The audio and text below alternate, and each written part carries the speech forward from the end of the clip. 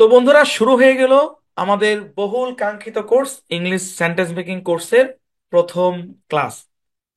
আমরা যে কোর্সটা করছি, এই কোর্সটা হচ্ছে ইংলিশ সেন্টেন্স মেকিং কোর্স। এই যে ইংলিশ সেন্টেন্স মেকিং কোর্স, এই কোর্সটা আসলে কি? এই কোর্সটা হচ্ছে ইংরেজি বাক্য তৈরির কোর্স। ইংরেজি বাক্য তৈরির কোর্স। আপনার মাথায় কোনো একটা বাংলা আসছে, মনের ভিতরে কোনো একটা বাংলা আসছে, কোনো একটা বাংলা অনুভূতি আসছে, সেই জিনিসটাকে আপনি কি করতে পারবেন? ইংরেজিতে প্রকাশ করতে পারবেন। অল্প কথায় সহজভাবে বললে আমরা বলতে পারি এটা হচ্ছে সেই কোর্স। আরেকটু ব্যাখ্যা করলে আমরা বলতে পারি এই কোর্সটা হচ্ছে ইংরেজি বাক্য তৈরি করার কোর্স, ইংরেজি বাক্য বোঝার কোর্স, ইংরেজি বাক্য লেখার কোর্স। তাই না? জি, এই কথাগুলো আমরা এর আগেও বলেছি। আর আদর করে যদি আমরা এই কোর্সটাকে ডাকি, তাহলে আমি বলতে পারবো বা বলবো যে এই কোর্সটা হচ্ছে life changing course. Life changing course কেন? এটা নিয়ে আমরা গত ক্লাসে অনেক কথা বলেছি, আজকের ক্লাসে নতুন করে বলার কিছু নাই। তবে এটুকুই বলবো, English sentence making course it's a life changing course. বুঝতে পেরেছেন? আচ্ছা। তো এই কোর্সের পুরো কোর্স জুড়ে আমি মাসুদ পারভেজ থাকবো আপনাদের ইনস্ট্রাক্টর হিসেবে, এবং কোর্সটি আপনাদেরকে অফার করছে আমাদের প্রিয় ইজি ইংলিশ স্কুল। বন্ধুরা, যেমনটি বলছিলাম যে আমাদের আজকের যে ক্লাস, এই ক্লাসটি হচ্ছে ক্লাস নাম্বার 1। কত নম্বর ক্লাস? Class number 1। এটা হচ্ছে লেভেল 1। লেভেলের ব্যাখ্যা পাবেন, সমস্যা নেই। আপাতত এতটুকু বুঝে রাখেন, আজকের ক্লাসটা হচ্ছে আমাদের ক্লাস নাম্বার 1। ঠিক আছে? আপনাদেরকে আমি 32টা ক্লাস দেওয়ার মানে চিন্তা করেছি, তো আশা করছি আপনারা 36টা মতো পেতে পারেন আর কি। হ্যাঁ, এরকমই। 32টা বেশি পাবেন ডেফিনেটলি। এ ভাই শুনেন, মানে 36টা পাইতে পারেন, কিন্তু কমিটমেন্ট কিন্তু 32টার ভাই। বুঝছেন? আচ্ছা। তো যাক, আমাদের যতগুলো ক্লাস হবে সবগুলো ক্লাসের মধ্যে প্রথম যে ক্লাসটা সেটা হচ্ছে আজকের ক্লাস। আজকের ক্লাসে আমরা মূলত আলোচনা করব ইংরেজি শেখার বিভিন্ন পদ্ধতি নিয়ে।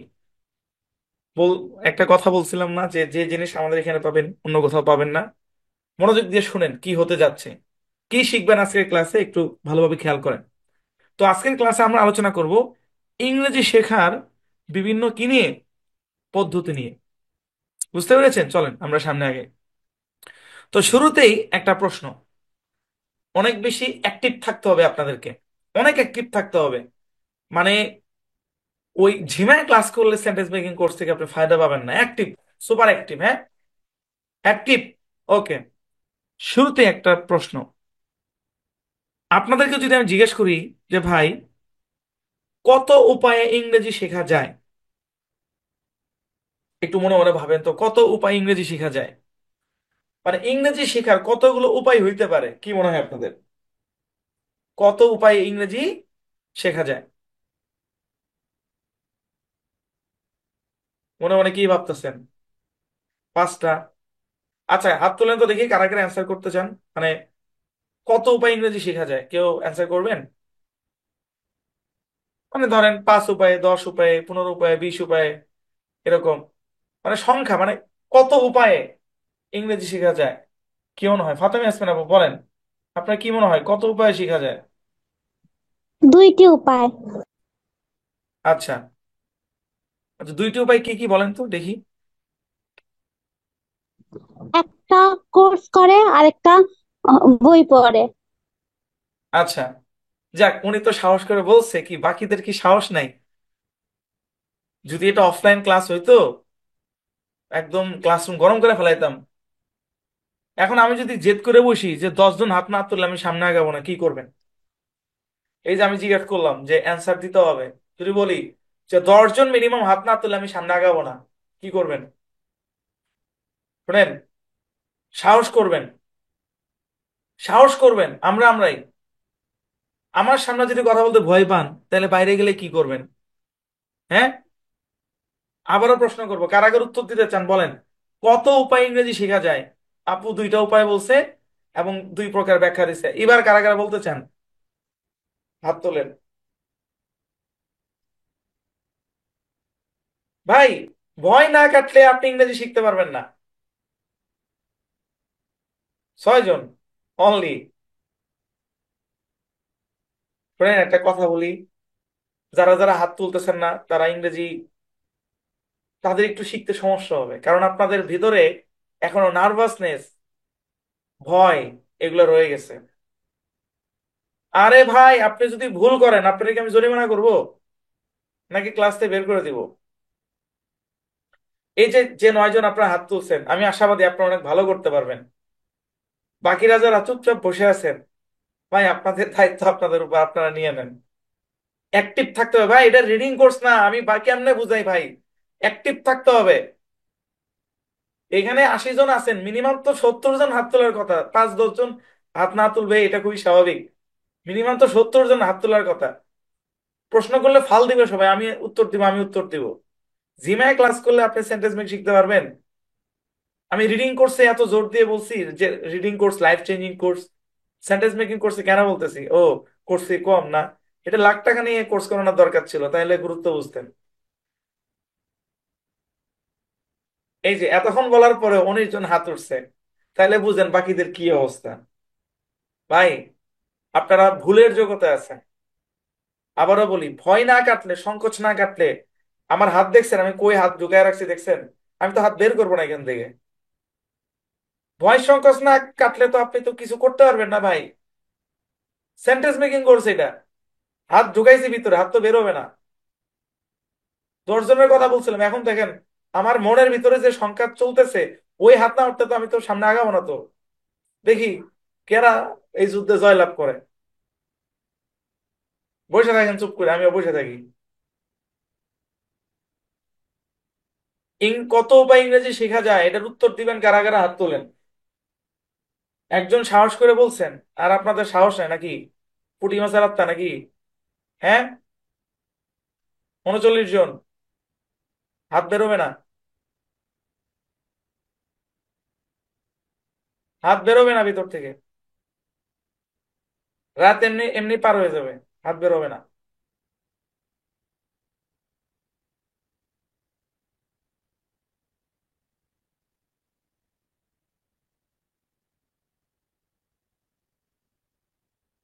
আচ্ছা, আপনি একটা উত্তর দিবেন, উত্তরটা সঠিক হইতেই হবে এমন কোনো কথা আছে? আপনার উত্তর যদি ভুল হয় আপনার কি জেল হবে না, জরিমানা হবে না, কি হবে?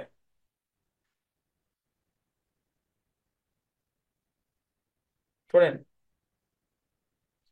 এত জোর দিয়ে বলার পরেও যারা এখনো হাত তুলেন নাই, হ্যাঁ, এত জোর দিয়ে বলার পরেও যারা এখনো হাত তুলেন নাই, ভাই তাদেরকে নিয়ে আমার কিছু বলার নেই। ঠিক আছে? আর যারা হাত তুলছেন তাদেরকে ধন্যবাদ। আমি যখনই কোনো প্রশ্ন করব, ভুল হোক শুদ্ধ হোক, আপনারা উত্তর দেওয়ার চেষ্টা করবেন। ভুল হোক শুদ্ধ হোক, উত্তর দেওয়ার চেষ্টা করবেন। নেক্সট টাইমে আপনাদের জন্য অনেক হাত আমি দেখি। বুঝছেন? জি। শুনেন, প্রশ্নটা আবারও করি, কত উপায়ে ইংরেজি শেখা যায়? উত্তর হচ্ছে অসংখ্য উপায় ইংরেজি শেখা যায়। এটার যদি লিস্ট করেন, লিস্টের শেষ নেই। অসংখ্য উপায়ে ইংরেজি শেখা যায়, শেখার কোনো শেষ নেই।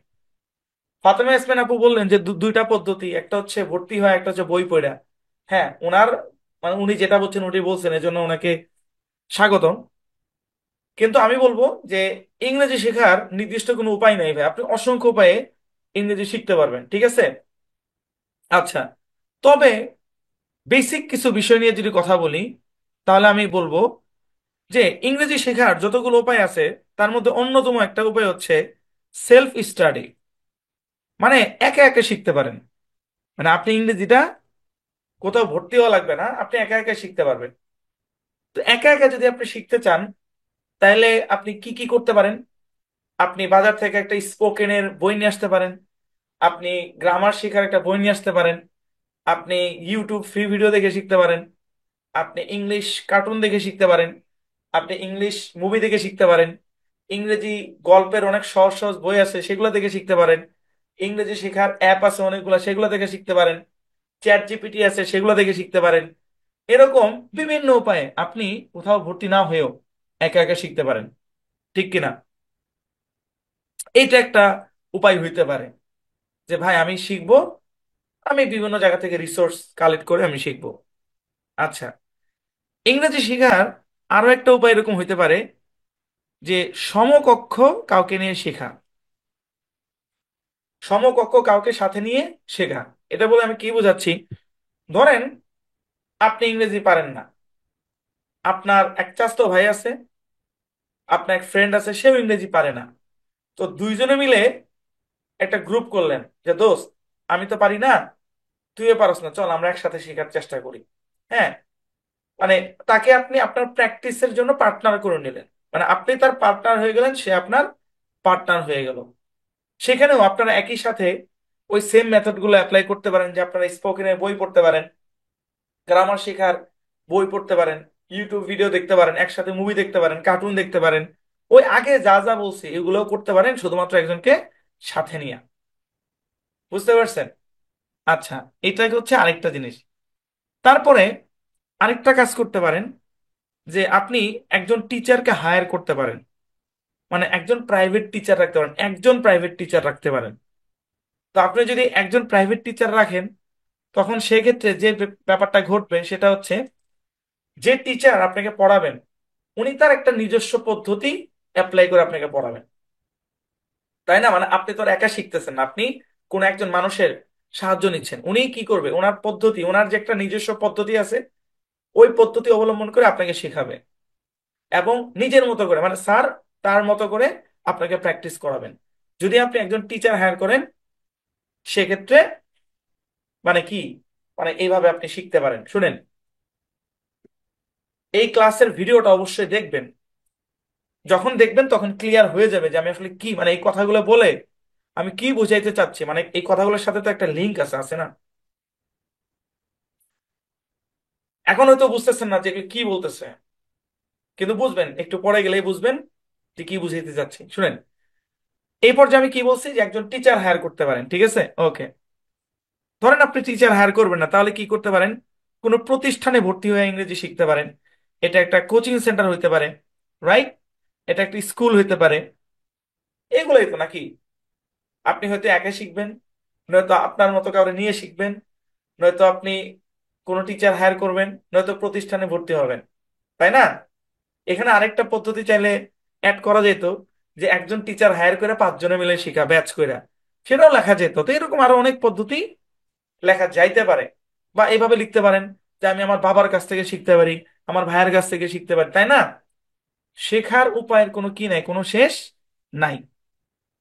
তো এখন এই কথাগুলো শুনে আপনাদের মনে হচ্ছে, কি মনে হচ্ছে জানেন?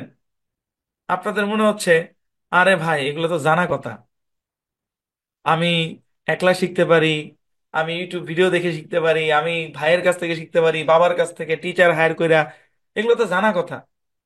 হ্যাঁ, এইগুলো বললে কি লাভ? এটা আপনাদের মাথায় ঘুরতেছে জানি, এবং এটা ঘুরতেছে জন্য এই স্লাইডটা নিয়ে আসছি। ভাই এগুলো তো সত্যি, এগুলো জানা কথা, আমরা সবাই জানি। কিন্তু এবার দেব আসল তথ্য, যে জিনিসটা আপনারা জানেন না, যে জিনিসটা আপনি জানেন না। শুনেন, এবার আরেকটা প্রশ্ন করি। ধরে নিলাম আপনি একলা শিখবেন, আপনি তো একটা বই পড়বেন, তাই না? আপনি তো কোনো একটা ইউটিউব চ্যানেলে ভিডিও দেখবেন, তাই না? আপনি তো কোনো একটা অ্যাপ ব্যবহার করবেন, ঠিক কিনা? ধরেন আপনি কোনো একটা টিচার হায়ার করবেন, টিচার তো পড়াবো আপনাকে, তাই না? হ্যাঁ, বা আপনি কোনো একটা প্রতিষ্ঠানে ভর্তি হবেন, সেখানেও তো আপনাকে পড়াবে। তো এখন আপনাকে যদি আমি প্রশ্ন করি যে আপনি শিখবেন, সেটা ঠিক আছে, বাট আপনি যেখান থেকে শিখতেছেন, সেটা হোক বই, হোক কোনো টিচার, হোক কোনো বড় ভাই, বা হোক কোনো আপনার মানে প্রতিষ্ঠান, সেই যিনি শিখাবেন বা যেটার মাধ্যমে আপনি শিখবেন, সেখানে কোন পদ্ধতি ব্যবহার করা হয় আপনি কি জানেন? প্রশ্নটা আরেকবার করি। ধরেন আপনি শিখবেন, এই যে ফাতেমা ইয়াসমিন আপু বললো যে বই পড়ে ইংরেজি শেখা যায়, হ্যাঁ ডেফিনেটলি শেখা যায়, অস্বীকার করার কিছু নাই। এখন আমার প্রশ্ন হচ্ছে, আপনি যে বইটা পড়তেছেন, ওই বইটা কোন পদ্ধতিতে লেখা আপনি কি জানেন? আপনি যে টিচারের কাছে কাছে পড়তেছেন, সেই টিচার কোন পদ্ধতি অনুসরণ করে আপনাকে শেখাচ্ছে। আপনি কি জানেন আপনি যে প্রতিষ্ঠানে ভর্তি হয়েছেন, সেটা হোক ইজ ইংলিশ স্কুল বা আদার্স কোনো জায়গায়, যেটা হোক না কেন, আপনি কি জানেন কোন পদ্ধতি অনুসরণ করে শেখানো হয়েছে? শুনেন, খালি খাওয়াটাই বড় কথা না, রান্নাটা কিভাবে করা হয় সেটাও ইম্পর্টেন্ট। শুধু খাওয়াটাই বড় কথা না, আপনার খিদা লাগছে আপনি খাবেন, এতটুকু সত্য। আপনার খিদা লাগছে আপনি খাবেন, এতটুকু সত্য। খাওয়ার তো অনেক মাধ্যম আছে। আপনি আপনার মায়ের কাছে বলতে বলতে পারেন যে আম্মা আমি খাবো, আমারে রাইন্দা দাও। আপনি নিজে রান্না করে খাইতে পারেন, আপনি হোটেলে গিয়ে খাইতে পারেন, অনেক ভাবে আপনি খাইতে পারেন। কথা হচ্ছে খালি খাওয়াটাই বড় কথা না, কিভাবে রান্না হচ্ছে সেটা অনেক বড় কথা। আবারও বলি, শুধু খাওয়াটাই বড় কথা না, রান্নাটা কিভাবে হচ্ছে সেটাও বড় কথা। আপনি কি মানে এমন কোন হোটেলে রান্না খাবেন যেখানে খুবই অস্বাস্থ্যকর পরিবেশে তেলাপোকা ঘুরতেছে, ইঁদুর ঘুরতেছে, ওটা আপনি খাবেন? কিন্তু আপনি কিন্তু খান, সত্যি আপনি খান। আপনি এই যাবৎ পর্যন্ত যতগুলা হোটেলে গিয়ে খাইছেন, সবগুলো হোটেলের রান্নাঘর কি আপনি গিয়ে দেখে আসছেন? দেখে আসেন না, কিন্তু তারপর খাইছেন কিন্তু অনেক সময় পেট খারাপ হয়ে গেছে, ঠিক কিনা? তো আমার কথা হইলো যে আপনি একলা শিখেন আর টিচার দিয়ে শিখেন, আর আপনি প্রতিষ্ঠান থেকে শিখেন, আর বাপ মায়ের কাছ থেকে শিখেন, যেখান থেকে শিখেন না কেন, কোন পদ্ধতি ব্যবহার করে শেখানো হচ্ছে এটা অনেক ইম্পর্টেন্ট। আমরা কিন্তু ক্লাস করতেছি ভাই, এগুলো কোনো মোটিভেশনাল ভিডিও না। আপনি জানেন, আপনারা জানেন যে আমি কনসেপ্ট ক্লিয়ার করে পড়াই। হ্যাঁ, আমি ওই মুখস্থ করাই না, কনসেপ্ট ক্লিয়ার করে পড়াই। কথাটা আবারও বলি, আপনি শিখতেছেন এটা বড় কথা না, বড় কথা হচ্ছে আপনি কোন পদ্ধতিতে শিখতেছেন। ওই খাবারের উদাহরণটার সাথে মিলে নিয়ে, বুঝছেন? আচ্ছা, এবার পরের কথাটা বলি, শুনেন। ধরেন আপনি কোন একটা বই পড়ে শিখতেছেন, বা কোন একটা অ্যাপ দেখে শিখতেছেন, বা কোনো ইউটিউব ভিডিও দেখে শিখতেছেন, ওইখানে কোনো না কোনো পদ্ধতি ব্যবহার করা হয়েছে না? কোনো একটা পদ্ধতি ফলো করেই তো ব্যবহার করা হয়েছে নাকি? ধরেন আপনি মুরগির মাংস রান্না খাবেন। এখন মুরগি অনেকভাবে রান্না করা যেতে পারে। হ্যাঁ, আগে মশলা কষাইয়া পরে মুরগি মাংস দেওয়া যেতে পারে। তারপরে আপনার মনে করেন যে মশলা মাখাইয়া মানে ডিরেক্ট কষানো যেতে পারে। অনেক স্টাইলে মুরগি রান্না করা যেতে পারে। ওটা কি এক একটা পদ্ধতি না? আপনি দেখেন তো, ইউটিউবে সার্চ দিয়ে দেখেন পোলাও রান্না, ঝরঝরে পোলাও রান্নার রেসিপি দেখেন, এক এক রাঁধুনি এক এক স্টাইলে দেখায়, ঠিক কিনা? তো শুধু পড়াটাই বড় কথা না, পদ্ধতিটাও বড় কথা, কোন পদ্ধতিতে আপনি শিখতেছেন। শুনেন, এই পৃথিবীতে ইংরেজি শেখার যতগুলো পদ্ধতি আসছে, তার মধ্যে সবচেয়ে পুরাতন এবং মানে বেশি ব্যবহার হয়েছে তিনটা পদ্ধতি। কি বললাম? এই পৃথিবীতে ইংরেজি শেখার যতগুলো পদ্ধতি আসছে, ভাই, আপনার ভাষা বাংলা। হ্যাঁ, আপনার জন্ম যদি আমেরিকা হইতো তাহলে আপনি অটোমেটিক ইংরেজি শিখতেন। কিন্তু আপনি যে ইংরেজি শিখতেছেন কোন একটা মাধ্যম পদ্ধতি ব্যবহার করেই তো আপনাকে শেখানো হচ্ছে, তাই না? তো যতগুলো পদ্ধতি হয়েছে পৃথিবীতে আসছে এ পর্যন্ত, তার মধ্যে তিনটা পদ্ধতি সবচেয়ে বেশি ব্যবহার হয়েছে। কোন তিনটা পদ্ধতি? চলেন আমরা জেনে নেই। ইংরেজি শেখার মূল মেথড, এই পদ্ধতিকে আমরা ইংরেজিতে বলতে পারি মেথড। ইংরেজি শেখার মূল মেথড হচ্ছে তিনটা। কয়টা? মূল মেথড হচ্ছে তিনটা। প্রশ্ন যা আছে সব পরে, আলোচনা শেষ না করলে প্রশ্ন বুঝবেন না। আর আগে যা পড়ছেন সব মাথা থেকে বের করে দেন। আপনি কোনো একটা প্রতিষ্ঠানের ফ্রি ক্লাসে কি শিখছেন বের করে দেন। আপনি ইউটিউবে কি শিখছেন বের করে দেন মাথা থেকে। কারণ ওইগুলা মাথায় রাখলে ভাই আমার সাথে আপনার মানে আমার পড়ার সাথে আপনার ক্র্যাশ হবে, ক্র্যাশ। বুঝছেন? আমি যা বলি খালি পাত্রে মানে খালি ব্রেনে মাথা কথাগুলো প্রবেশ করান, সেট করেন। তো কি বললাম, যে ইংরেজি শেখার যতগুলো মেথড আছে তার মধ্যে তিনটা মেথড অনেক বেশি প্রচলিত এবং হয়েছে, এগুলো ব্যবহার হয়েছে। মেথড গুলা কি কি বলি। প্রথম যে মেথডটা সেটা হচ্ছে ডিরেক্ট মেথড। এই মেথডের নাম কি? Direct method. হ্যাঁ, আপনারা জানেন, রিডিং পড়তে পারেন, এটা এখানে ডিরেক্ট মেথড লেখা আছে। ডিরেক্ট মেথড, ডিরেক্ট মেথড জিনিসটা আসলে কি? ডিরেক্ট মেথড এই কথাটা বাংলা হচ্ছে সরাসরি শেখার যে পদ্ধতি, এই পদ্ধতি কিভাবে কাজ করে? দেখবে, শুনবে, শিখবে। বা এভাবে বলা যায়, শুনবে, দেখবে এবং শিখবে। ব্যাখ্যা করে জিনিসটা কি। এই পৃথিবীতে আমরা যারা আছি, আমরা প্রত্যেকে ডিরেক্ট মেথডে আমরা আমাদের মাতৃভাষা শিখছি। আমরা বাংলা শিখছি ডিরেক্ট ডিরেক্ট মেথডে। আমেরিকার একটা বাচ্চা ইংরেজিতে কথা বলতেছে, সে কিভাবে ইংরেজি শিখছে? ডিরেক্ট মেথডে। আরব দেশে যে বাচ্চাটা আরবিতে কথা বলতেছে, সে আরবি কিভাবে শিখছে? ডিরেক্ট মেথডে। ডিরেক্ট মেথড এটা এমন একটা মেথড যে মেথডে মানুষ তার মাতৃভাষাটাকে শিখে। ডিরেক্ট মেথড কিভাবে কাজ করে? শুনে, দেখে এবং শিখে। ডিরেক্ট মেথড এভাবে কাজ করে না যে শুধু দেখবে আর শিখবে, এভাবে কাজ করে না। আবার ডিরেক্ট মেথড এভাবে কাজ করে না যে শুনবে আর শিখবে, এভাবে কাজ করে না। ডিরেক্ট মেথডটা হচ্ছে দেখবে, শুনবে, শিখবে। যেমন ধরেন, একটা উদাহরণ দেই। ধরেন আপনি আপনার ছোট বাচ্চাকে হাতের মধ্যে কলম নিয়ে দেখাইতেছেন এটা কলম, সে কিন্তু সরাসরি শিখে ফেলছে এটা কলম। তাকে কোনো ট্রান্সলেশনের মাধ্যমে শেখানো হয়নি। আপনি আপনার বাচ্চাকে ছোটবেলায় ডাকতেছেন, বাবা এদিকে আসো, এদিকে আসো, বাবা এদিকে আসো, এদিকে আসো। আপনি, বাচ্চাটা কিন্তু শুধু আপনার কথা শুনতেছে না, আপনাকে দেখতেছেও।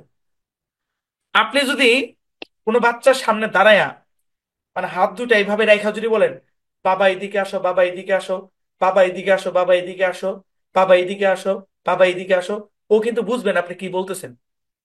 সে শুনতেছে, সে আপনার কথা শুনতেছে। কিন্তু যেহেতু আপনি তাকে ওই শোনা জিনিসটাকে মানে বডি ল্যাঙ্গুয়েজ দিয়ে বুঝাইতে পারতেছেন, অর্থাৎ তাকে দেখাইতে পারতেছেন না, সুতরাং সে শিখতে পারতেছে না। বুঝছেন? এখানে আরেকটা গুরুত্বপূর্ণ ব্যাপার বলি। ডিরেক্ট মেথডে কোনো কিছু শেখার জন্য, সেটা বাংলা হোক, ইংরেজি হোক, যে কোনো ভাষা হোক, শোনার চেয়ে দেখাটা বেশি ইম্পর্টেন্ট। একটা বাচ্চাকে আপনি যদি মুখে কিছু নাও বলেন, তারপরেও যদি শুধু ইশারা দিয়ে ডাকেন, ও কিন্তু আপনার কাছে আসবে, ঠিক কিনা? ও কিন্তু শুনে নেই, আপনার মুখ বন্ধ, সে তো শুনবে কিভাবে? শুনে নেই। কিন্তু আপনি তাকে এইভাবে ডাকতেছেন, আসতেছে, তার মানে সে দেখতেছে। হ্যাঁ, এই ডিরেক্ট মেথড, এইভাবে আমরা আমাদের মাতৃভাষা শিখি। আমেরিকার যে বাচ্চাটা ইংরেজিতে কথা বলতেছে, সে ডিরেক্ট মেথডে ইংরেজি শিখছে। আমরা যারা বাংলায় কথা বলতেছি, আমরা ডিরেক্ট মেথডে কথা বলতেছি। এখানে কোনো গ্রামার নাই, কোনো ট্রান্সলেশন নাই, কোনো ব্যাখ্যা নাই, কোনো বিশ্লেষণ নাই, কিচ্ছু নাই। ডিরেক্ট মেথডে আমরা শিখছি, রাইট? Direct method. তো এখন কথা হচ্ছে, আপনি যদি ডিরেক্ট মেথডে ইংরেজি শিখতে যান, তাহলে এটা পসিবল কিনা। আপনি যদি এই ডিরেক্ট মেথডে, মানে আমি বললাম তো এটা এমন একটা পদ্ধতি যে পদ্ধতিতে কোনো গ্রামার নাই, মানে গ্রামারে কোনো রুলস নাই। আচ্ছা, আপনার ছোট বোন, আপনার ভাইস্তা 5 বছর বয়স, সে যে বাংলায় কথা বলা শিখছে, সে কি গ্রামার দিয়ে শিখছে? শিখে নাই। যে বাচ্চাটা ইংরেজিতে কথা বলে, বিদেশে জন্ম, সে কি গ্রামার দিয়ে ইংরেজি শিখছে? শিখে নাই। কেন? কারণ এর ডিরেক্ট মেথডে কাজ করছে। এখন আপনি যদি চান যে না আমিও ডিরেক্ট মেথডে শিখবো, তাহলে কি পসিবল কিনা, চলেন আমরা একটু চেক করি, মানে আমরা বিভিন্নভাবে বোঝার চেষ্টা করি যে ডিরেক্ট মেথডে পসিবল কিনা।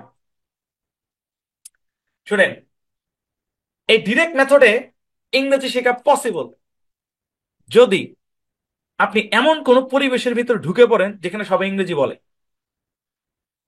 মানে ব্যাপারটা এরকম যে আপনার পাশে 10 জন মানুষ আছে, 10 জনই ইংরেজিতে কথা বলে, এবং আপনাকে ওই বাচ্চাদের মধ্যে শেখায়, come here, come here, don't go, don't go, sit down, sit down, stand up. মানে আপনার পাশের লোকগুলা ইংরেজিতে বলে, এবং তাদের বডি ল্যাঙ্গুয়েজে আপনি বুঝতে পারতেছেন যে কোন বাক্য দিয়ে কি বোঝায়।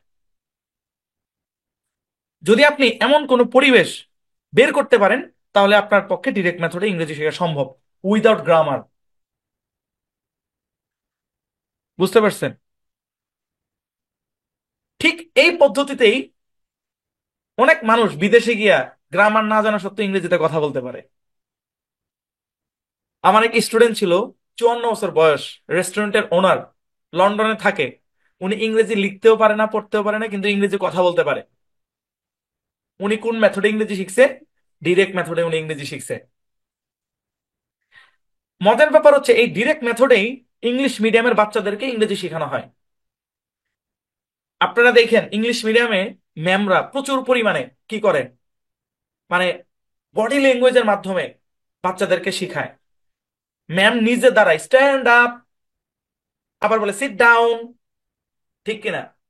মানে বাচ্চাকে অভিনয় করে দেখাচ্ছে যে যে স্ট্যান্ড আপ মানে খাড়ানো, সিট ডাউন মানে বসা। এবং বাচ্চা ডিরেক্ট, মানে ওই এটা দেখে ডিরেক্ট তার মাথায় ঢুকতেছে যে ও আচ্ছা স্ট্যান্ড আপ মানে খাড়ানো। ইংলিশ মিডিয়াম স্কুলগুলোতে ডিরেক্ট মেথড অ্যাপ্লাই করে বাচ্চাদেরকে ইংরেজি শেখায়। আপনি যদি অনবরত ইংলিশ কার্টুন দেখেন, ইংলিশ মুভি দেখেন, এটা one kind of direct method. ধরেন আপনি একটা ইংলিশ কার্টুন দেখতেছেন, এটাও তো ডিরেক্ট মেথড না? আপনি শুনতেছেন, দেখতেছেন, শিখতেছেন। হ্যাঁ, আপনি যদি টিভির টিভির স্ক্রিন বন্ধ কইরা শুধু অডিও শুনেন তাহলে আপনি শিখতে পারবেন না। আবার আপনি যদি শুধু টিভিতে মুভি চালায়া সাউন্ড বন্ধ করে দিয়ে রাখেন তাহলে আপনি শিখতে পারবেন না। ডিরেক্ট মেথডের জন্য প্রয়োজন শুনবে, দেখবে, শিখবে। আমি একদম বেসিক ভাবে বলতেছি, বুঝছেন? জি। তাহলে আপনাদের প্রতি আমার প্রশ্ন, আপনার কি মনে হয় বাংলাদেশে থেকে আপনি কি ডিরেক্ট মেথডে ইংরেজি শিখতে পারবেন? পারবেন যদি আপনি 2-3 বছর মুভি দেখেন।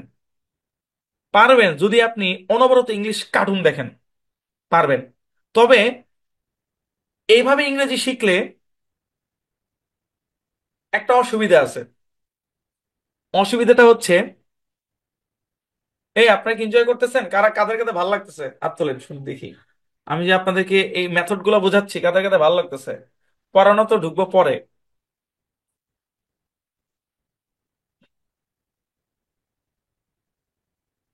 আচ্ছা, ঠিক আছে, থ্যাংক ইউ। চলেন আমরা পড়ি।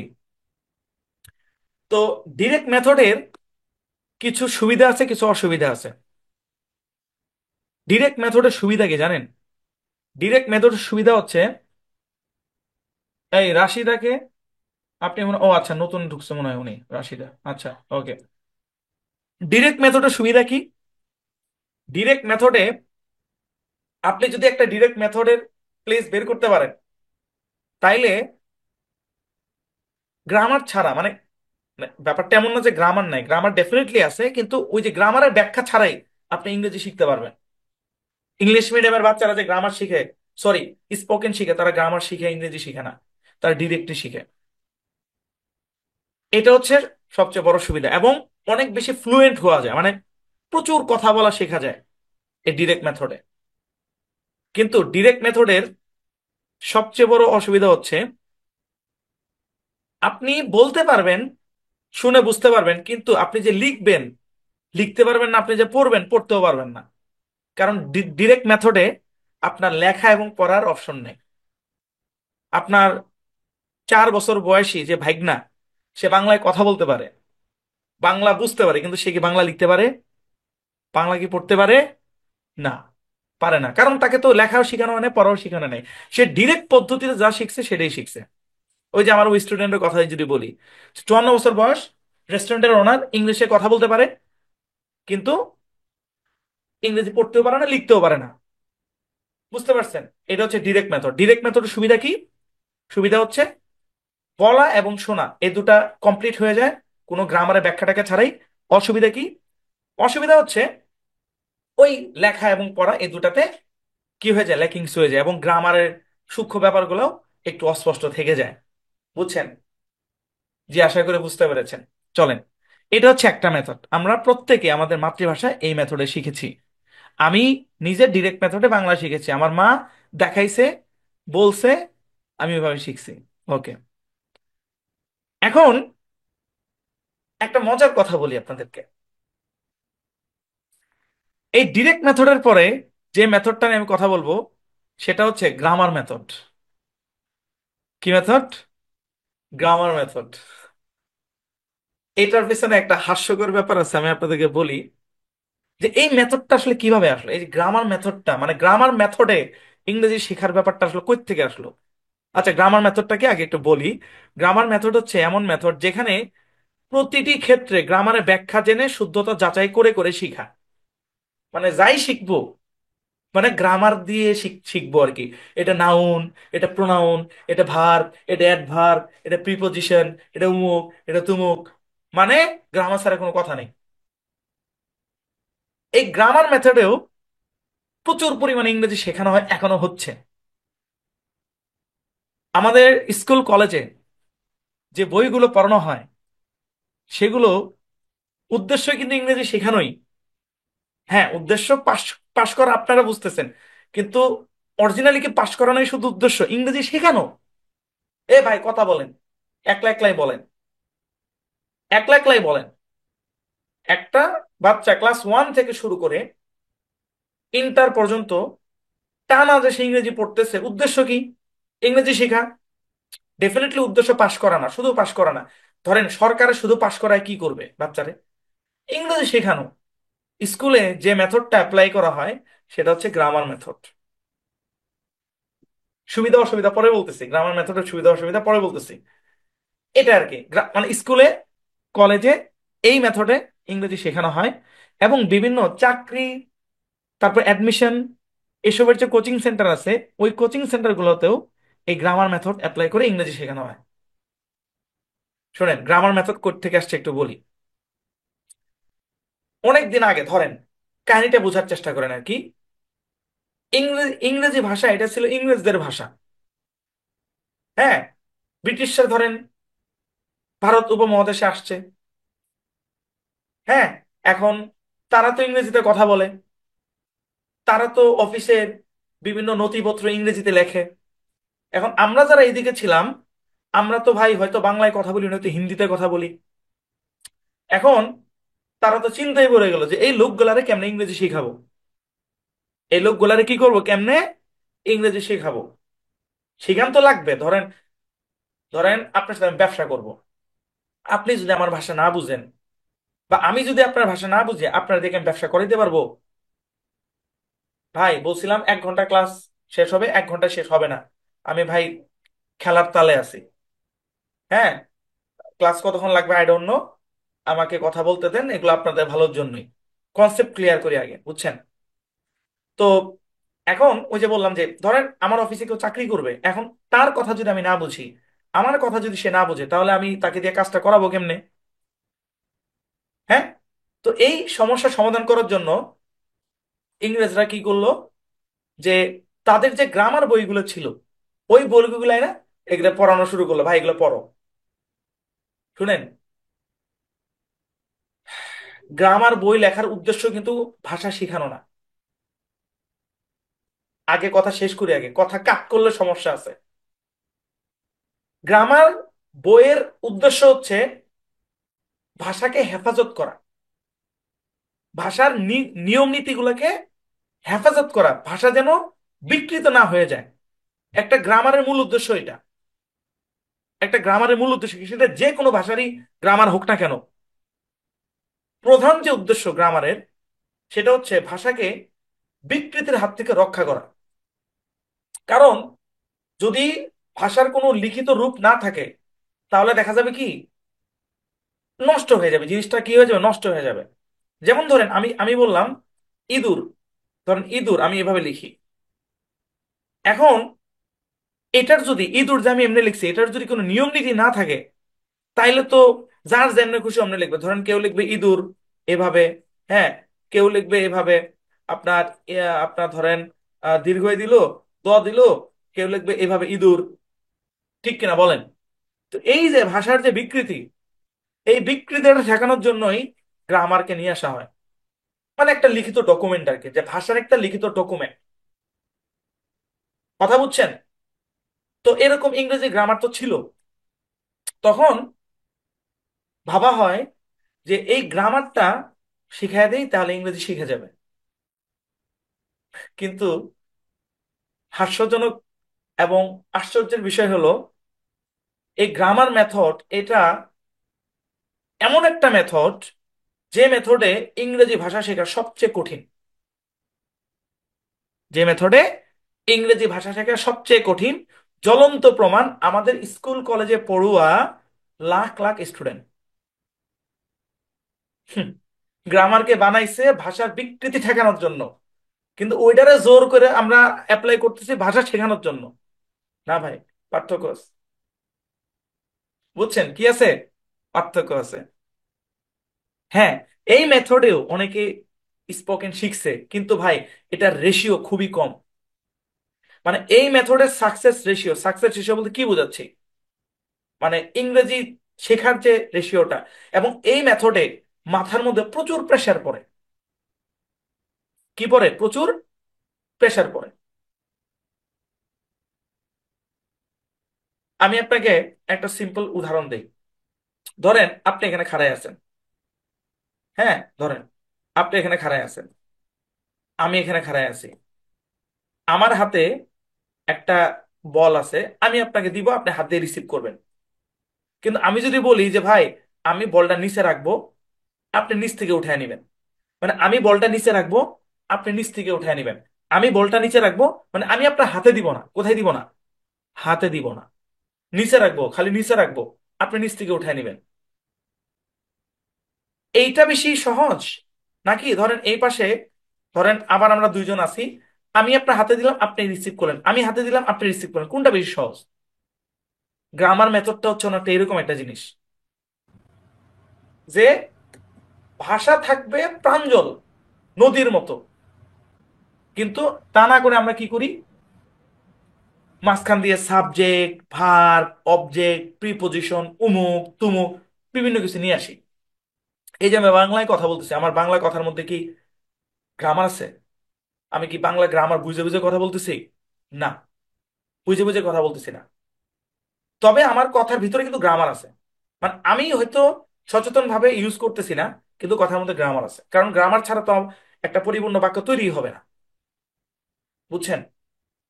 তো আমরা এটা বলতে পারি যে গ্রামার মেথড এটা এমন একটা মেথড যেটা দিয়ে প্র্যাকটিক্যাল, মানে প্র্যাকটিক্যাল ইংলিশটা আসলে শেখা অতটা সম্ভব হয় না। হ্যাঁ, গ্রামার মেথডে যদি আপনি ইংলিশ শিখেন, সেটা আলাদা বেনিফিট আছে। গ্রামার মেথডের কিছু সুবিধা বলি। গ্রামার মেথডের সুবিধা হচ্ছে আপনি ইংরেজির গভীর জ্ঞান অর্জন করতে পারবেন। জ্ঞান জ্ঞান জ্ঞান অর্জন করতে পারবেন। কিন্তু গ্রামার মেথডে শিখে আপনি প্র্যাকটিক্যালি, বিশেষ করে স্পোকেনে, আপনি বেশি একটা ভালো করতে পারবেন না। বুঝছেন? কথাটা বুঝছেন? বিভিন্ন কোচিং সেন্টার গুলোতে গ্রামার মেথডে যে ইংরেজি শিখায়, গ্রামার শিখায়, কেন শিখায়? কারণ গভীর একটা জ্ঞান দেওয়ার জন্য। কোন মেথড খারাপ কোনটা ভালো আমি সেটা বুঝাচ্ছি না, আমি বুঝাচ্ছি কোন মেথডের সুবিধা কি অসুবিধা কি। বুঝছেন? এই আর কি, আশা করি বুঝতে পেরেছেন। তো যারা গ্রামার মেথডে ইংরেজি বিশেষ করে স্পোকেন শেখার চেষ্টা করে, এটা একটা ভুল অ্যাপ্রোচ। এটা একটা ভুল অ্যাপ্রোচ। গ্রামার শেখার অন্য উদ্দেশ্য থাকতে পারে, সেটা আলাদা। না, আমার ইংরেজি ভাষা সম্পর্কে একটা গভীর জ্ঞান নিতে হবে, সেটা আলাদা। আপনি শিখতে পারেন, গ্রামার বই একটা না 100টা শিখেন, সেটা কথা না। কিন্তু আপনার উদ্দেশ্য হচ্ছে ফ্লুয়েন্টলি ইংলিশে কথা বলা, কিন্তু আপনি শিখতেছেন গ্রামার মেথড দিয়া, তাহলে ভাই সমস্যা আছে। কথা বুঝছেন? আচ্ছা, এই মেথডেও সফল হওয়া যায়, কিন্তু সফলতার হার অনেক কম, অনেক কম।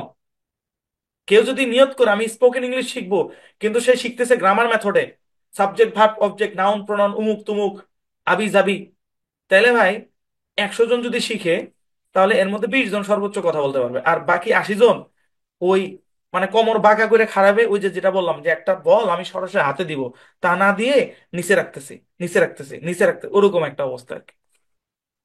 আচ্ছা, বুঝছেন? এই হচ্ছে গ্রামার মেথড। এরপরে আরেকটা মেথড আসছে, যে যখন ওই যে একটা কাহিনী বললাম না, যে গ্রামার বই এনে হাতে দেওয়া হলো, যখন গ্রামার শিখা সুবিধা করতে পারতেছিল না, তখন আরেকটা মেথডের আবির্ভাব হয়। সরি, এখানে আমার লেখা একটু ভুল হয়েছে, এটা হচ্ছে ট্রান্সলেশন মেথড। এটা আমি গ্রামার মেথড লিখছি বলে, এটা হচ্ছে ট্রান্সলেশন মেথড। কি মেথড? আমার ডান পাশের স্লাইডটা ঠিক আছে। আচ্ছা, আমি এটাকে আমি হচ্ছে ঠিক করে দিচ্ছি, দাঁড়ান, একটু ওয়েট করেন।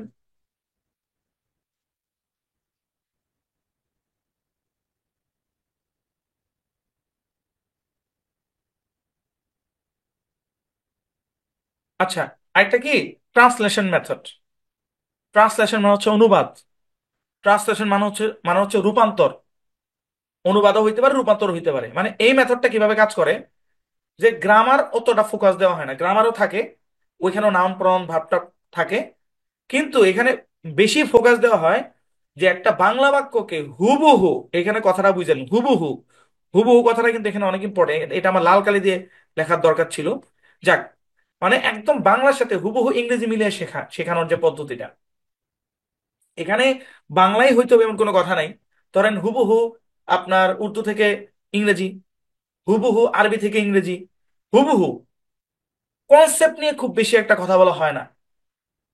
হ্যাঁ, এবং ট্রান্সলেশন মেথডটা একটা এক্সাম্পল যদি দেই, আপনারা বাংলাদেশের অনেক বই দেখবেন যে বইতে এভাবে লিখে যে পাস্ট টেন্স চিনিবার আলামত, হ্যাঁ লাম লাম, হ্যাঁ সেন সেন তেসেন, ইয়াতেসেন ইয়াতেসেন, হ্যাঁ এইগুলো দেখছেন কারা কারা বিভিন্ন বইতে? হ্যাঁ, পাস্ট টেন্স চিনিবার আলামত, হ্যাঁ যেমন লাম লাম লেন লেন, হ্যাঁ ইয়াসেন ইয়াতেসেন, এই ধরনের কিছু দেখেন নাই কেউ কোনোদিন? অনেক বইতে এইভাবে শেখানো হয়, এখনো বাংলাদেশে আছে। এই মেথডটা বাংলাদেশেও এখনো আছে। আরে ভাই বুঝি না আপনারা কোন জগতে থাকেন। আচ্ছা শুনেন, তো এই মেথডটা ওই গ্রামারের চেয়ে একটু ভালো কাজ করে, মানে স্পোকেন শেখার ক্ষেত্রে গ্রামারের চেয়ে একটু ভালো কাজ করে। কিন্তু এই মেথডের একটু সমস্যা আছে। সমস্যাটা হচ্ছে যে প্রত্যেকটা কথা, হ্যাঁ, বাংলায় বলার ক্ষেত্রে ওই মানে সরি ইংরেজি বলার ক্ষেত্রে বাংলা ঘুরে এসে বলা লাগে, এবং এখানেও গ্রামারে কিছু টার্ম মিলান লাগে। আবারও বলি, ট্রান্সলেশন মেথডের ভিতরেও কিন্তু গ্রামার আছে, বা এটাকে গ্রামার ট্রান্সলেশন মেথডও বলা যায়, গ্রামার প্লাস ট্রান্সলেশন মেথডও বলা যায়। তো এই মেথডটাও এই বর্তমান যুগে অতটা ইফেক্টিভ না ইংরেজি শেখার ক্ষেত্রে। কিন্তু মজার ব্যাপার হচ্ছে এই তিনটা পদ্ধতি সবচেয়ে বেশি ব্যবহার করা হয়েছে, এখনো হচ্ছে। তাহলে তিনটা পদ্ধতি আমি কি কি বললাম? একটা হচ্ছে ডিরেক্ট মেথড, যেখানে কোনো গ্রামারের কোনো ব্যাখ্যা নাই, শুনবে দেখবে শিখবে। আরেকটা হচ্ছে গ্রামার মেথড, যে মেথডে মানে কদমে কদমে গ্রামার, গ্রামার ছাড়া কেন কোথায় কথাই নাই, যা শিখবে সবই গ্রামার ভাই। আজকে 10টা নাউন শিখবো, আজকে 10টা ভার্ব শিখবো, আজকে অমুক আজকে তুমুক, মানে গ্রামার ছাড়া কোনো কথা নেই, গ্রামার মেথড।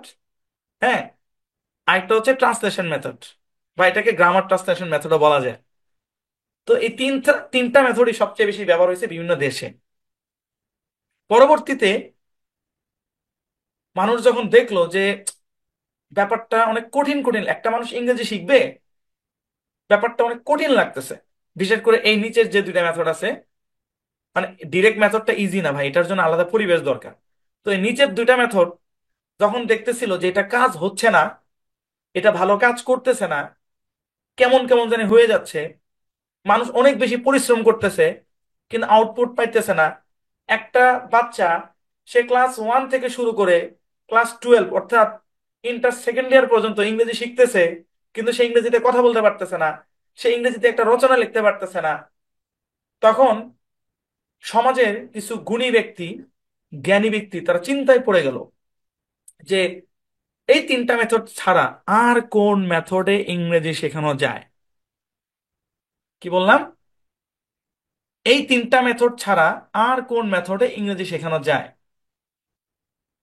তখন নতুন কিছু মেথড অনেক ট্যালেন্টেড পিপল তারা আবিষ্কার করে ফেললো, আমার আপনার মতো সাধারণ সাধারণ বলবো না, অতি সাধারণ মানুষ আবিষ্কার করে ফেললো। সেই মেথডটা কি? সেই মেথড গুলো হচ্ছে, দেখেন, এই উপরের তিনটা তো এগুলো বহুল প্রচলিত ছিল, পরে যেগুলো আসলো সেগুলো হচ্ছে গ্রামার ট্রান্সলেশন মেথড, মানে এটার সাথে এটা একটু মিল আছে। তারপরে এই method, bilingual method,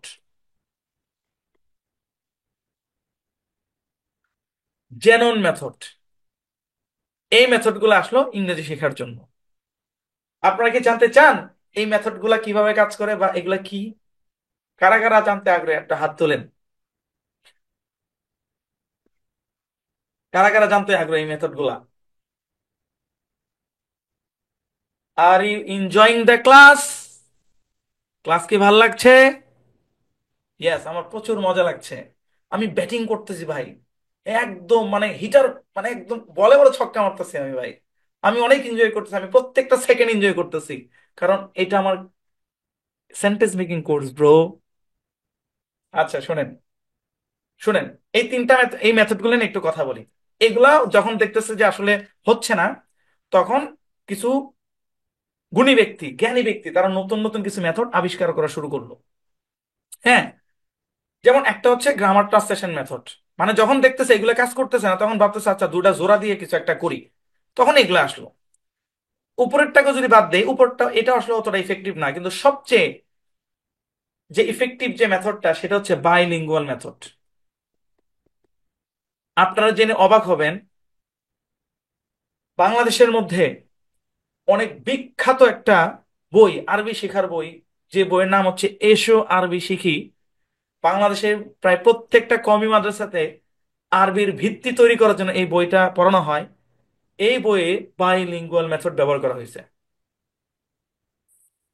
what is bilingual method? Bilingual method হচ্ছে, ধরেন আপনার ভাষা বাংলা, আপনি শিখতে চান হিন্দি, আপনি শিখতে চান ইংরেজি, আপনি শিখতে চান আরবি। মানে আপনার ভাষা বাংলা, মানে আপনার মাতৃভাষা, আপনার মাতৃভাষা, সেখান থেকে আপনি অন্য একটা ভাষা শিখতে চান, অন্য যে কোনো ভাষা হইতে পারে ভাই, আমি শুধু ইংরেজির বেলায় বলতেছি না। মানে আপনার মাতৃভাষা, আপনি অন্য একটা ভাষা শিখতে চান, এটা হইতে পারে হিন্দি টু ইংলিশ, হইতে পারে বাংলা টু ইংলিশ, হইতে পারে বাংলা টু আরবি, হইতে পারে আরবি টু ইংলিশ। যেটাই হোক না কেন, আপনি একটা ভাষা থেকে আরেকটা ভাষা শিখতে চান, এই ভাষা ভালোভাবে রপ্ত করার অনেক দারুণ ইফেক্টিভ একটা মেথড হচ্ছে বাইলিঙ্গুয়াল মেথড। বাইলিঙ্গুয়াল মেথডটা কিভাবে কাজ করে আমি বলি। এখানে ওই ট্রান্সলেশন মেথডের মতো শব্দের শব্দের ট্রান্সলেশন করে না, এখানে কনসেপ্ট বুঝায়। এখানে কি বুঝায়? কনসেপ্ট বুঝায়। আমি রিডিং ব্যাচে এই কথাটা অনেকবার বলছি, যে পৃথিবীর প্রত্যেকটা ভাষারই নিজস্ব উচ্চারণ পদ্ধতি আছে, প্রত্যেকটা ভাষারই নিজস্ব একটা গতি আছে, প্রত্যেকটা ভাষায় নিজ গতিতে চলে। আপনি যদি জোর করে ট্রান্সলেশন করতে চান, হ্যাঁ, হবে না, মিলবে না, মিলবে না। এই সমস্যাটাকে সমাধান করার জন্য বাইলিঙ্গুয়াল মেথডটা আসে। মানে আপনার মাতৃভাষা থেকে আপনি কনসেপ্ট ক্লিয়ারের মাধ্যমে আরেকটা ভাষা শিখবেন। এখানে মুখস্থের চেয়ে কনসেপ্ট ক্লিয়ারটা বেশি জরুরি। কনসেপ্ট ক্লিয়ার গ্রামার দিয়ে কনসেপ্ট ক্লিয়ার না, সেন্স দিয়ে concept clear, sense. Concept clear মানে এটা না, কনসেপ্ট ক্লিয়ার মানে বুঝেন, মানে মূল ঘটনাটা ক্লিয়ার। কনসেপ্ট ক্লিয়ার গ্রামার দিয়ে ক্লিয়ার না। হ্যাঁ বুঝেন নাই, আচ্ছা চলেন গ্রামার দিয়ে বলি। এই বাইলিঙ্গুয়াল মেথডে গ্রামার নেই, খুবই কম, খুবই কম। আচ্ছা, আমাকে একটু সহযোগিতা করবেন, এখানে কেউ কি আছেন এসব বেশি কি কিতাব পড়ছেন? কেউ কি আছেন? থাকলে একটু হাত তুলেন তো, একজনও যদি থাকেন। অনলি একজন? আচ্ছা, 41, আপনি একটু আনমিউট করেন তো। 41, একটু আনমিউট করেন। সালাম। জি আপনি স্যার। কি 3 ঘন্টা পড়া শেষ করছেন, পড়ে শেষ করছেন? জি স্যার। জি না আচ্ছা, স্যার, 3 ঘন্টা পরে নাই। কয় ঘন্টা পড়ছেন? স্যার আমি 2 ঘন্টা। আচ্ছা, তাহলে আরেকজন হাত তুলছে, ওনার সাথে কথা বলে। 48, জাফর ভাই বলেন, কয় ঘন্টা পড়ছেন আপনি?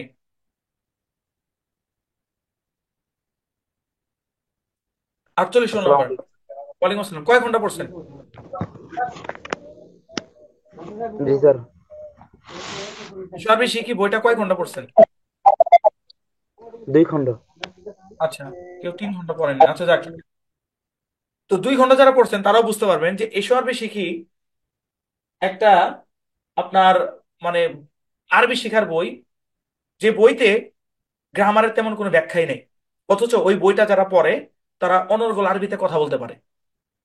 আপনি চিন্তা করে দেখেন, একটা বই যিনি লিখছেন, মাওলানা আবু তাহের মিসবাহ সাহেব, উনি ইন্তেকাল করেছেন।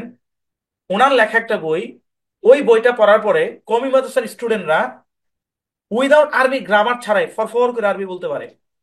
গ্রামার আছে খুবই কম, মানে গ্রামারের ব্যাখ্যা বিশ্লেষণ ছাড়াই একদম ঝরঝর করে আরবি বলতে পারে। এই যে কনসেপ্টটা, এটা হচ্ছে বাইলিঙ্গুয়াল মেথড মেথড যেখানে মাতৃভাষাকে ভিত্তি করে আরেকটা ভাষা শেখানো হয় কনসেপ্ট ক্লিয়ারের মাধ্যমে। বুঝতে পারছেন? এটা হচ্ছে বাইলিঙ্গুয়াল মেথড। এটা কিন্তু উপরে কোনোটার সাথে ম্যাচ করবে না। আচ্ছা, তারপর আরো একটা বিখ্যাত মেথড আছে যেটা হচ্ছে জ্যানন মেথড। এই মেথডটা ব্যবহার করে হচ্ছে সাইফোর্স। সাইফোর্স এই মেথডটা ব্যবহার করে, এবং এই মেথডটা খুবই দারুণ একটা মেথড, চমৎকার একটা মেথড।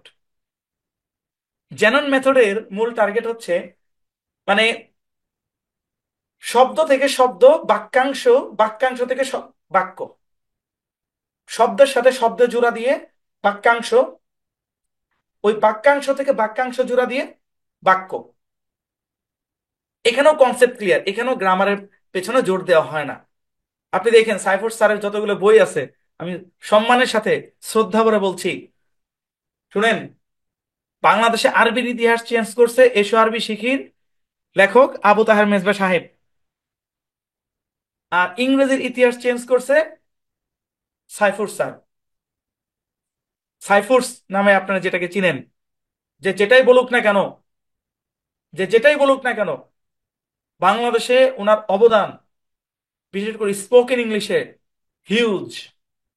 যে যেটাই বলুক, এটা যদি কেউ অস্বীকার করে বোঝা যাবে সে হিংসা করতেছে। এই জেনন মেথডটা ব্যবহার করা হচ্ছে সাইফুর স্যার।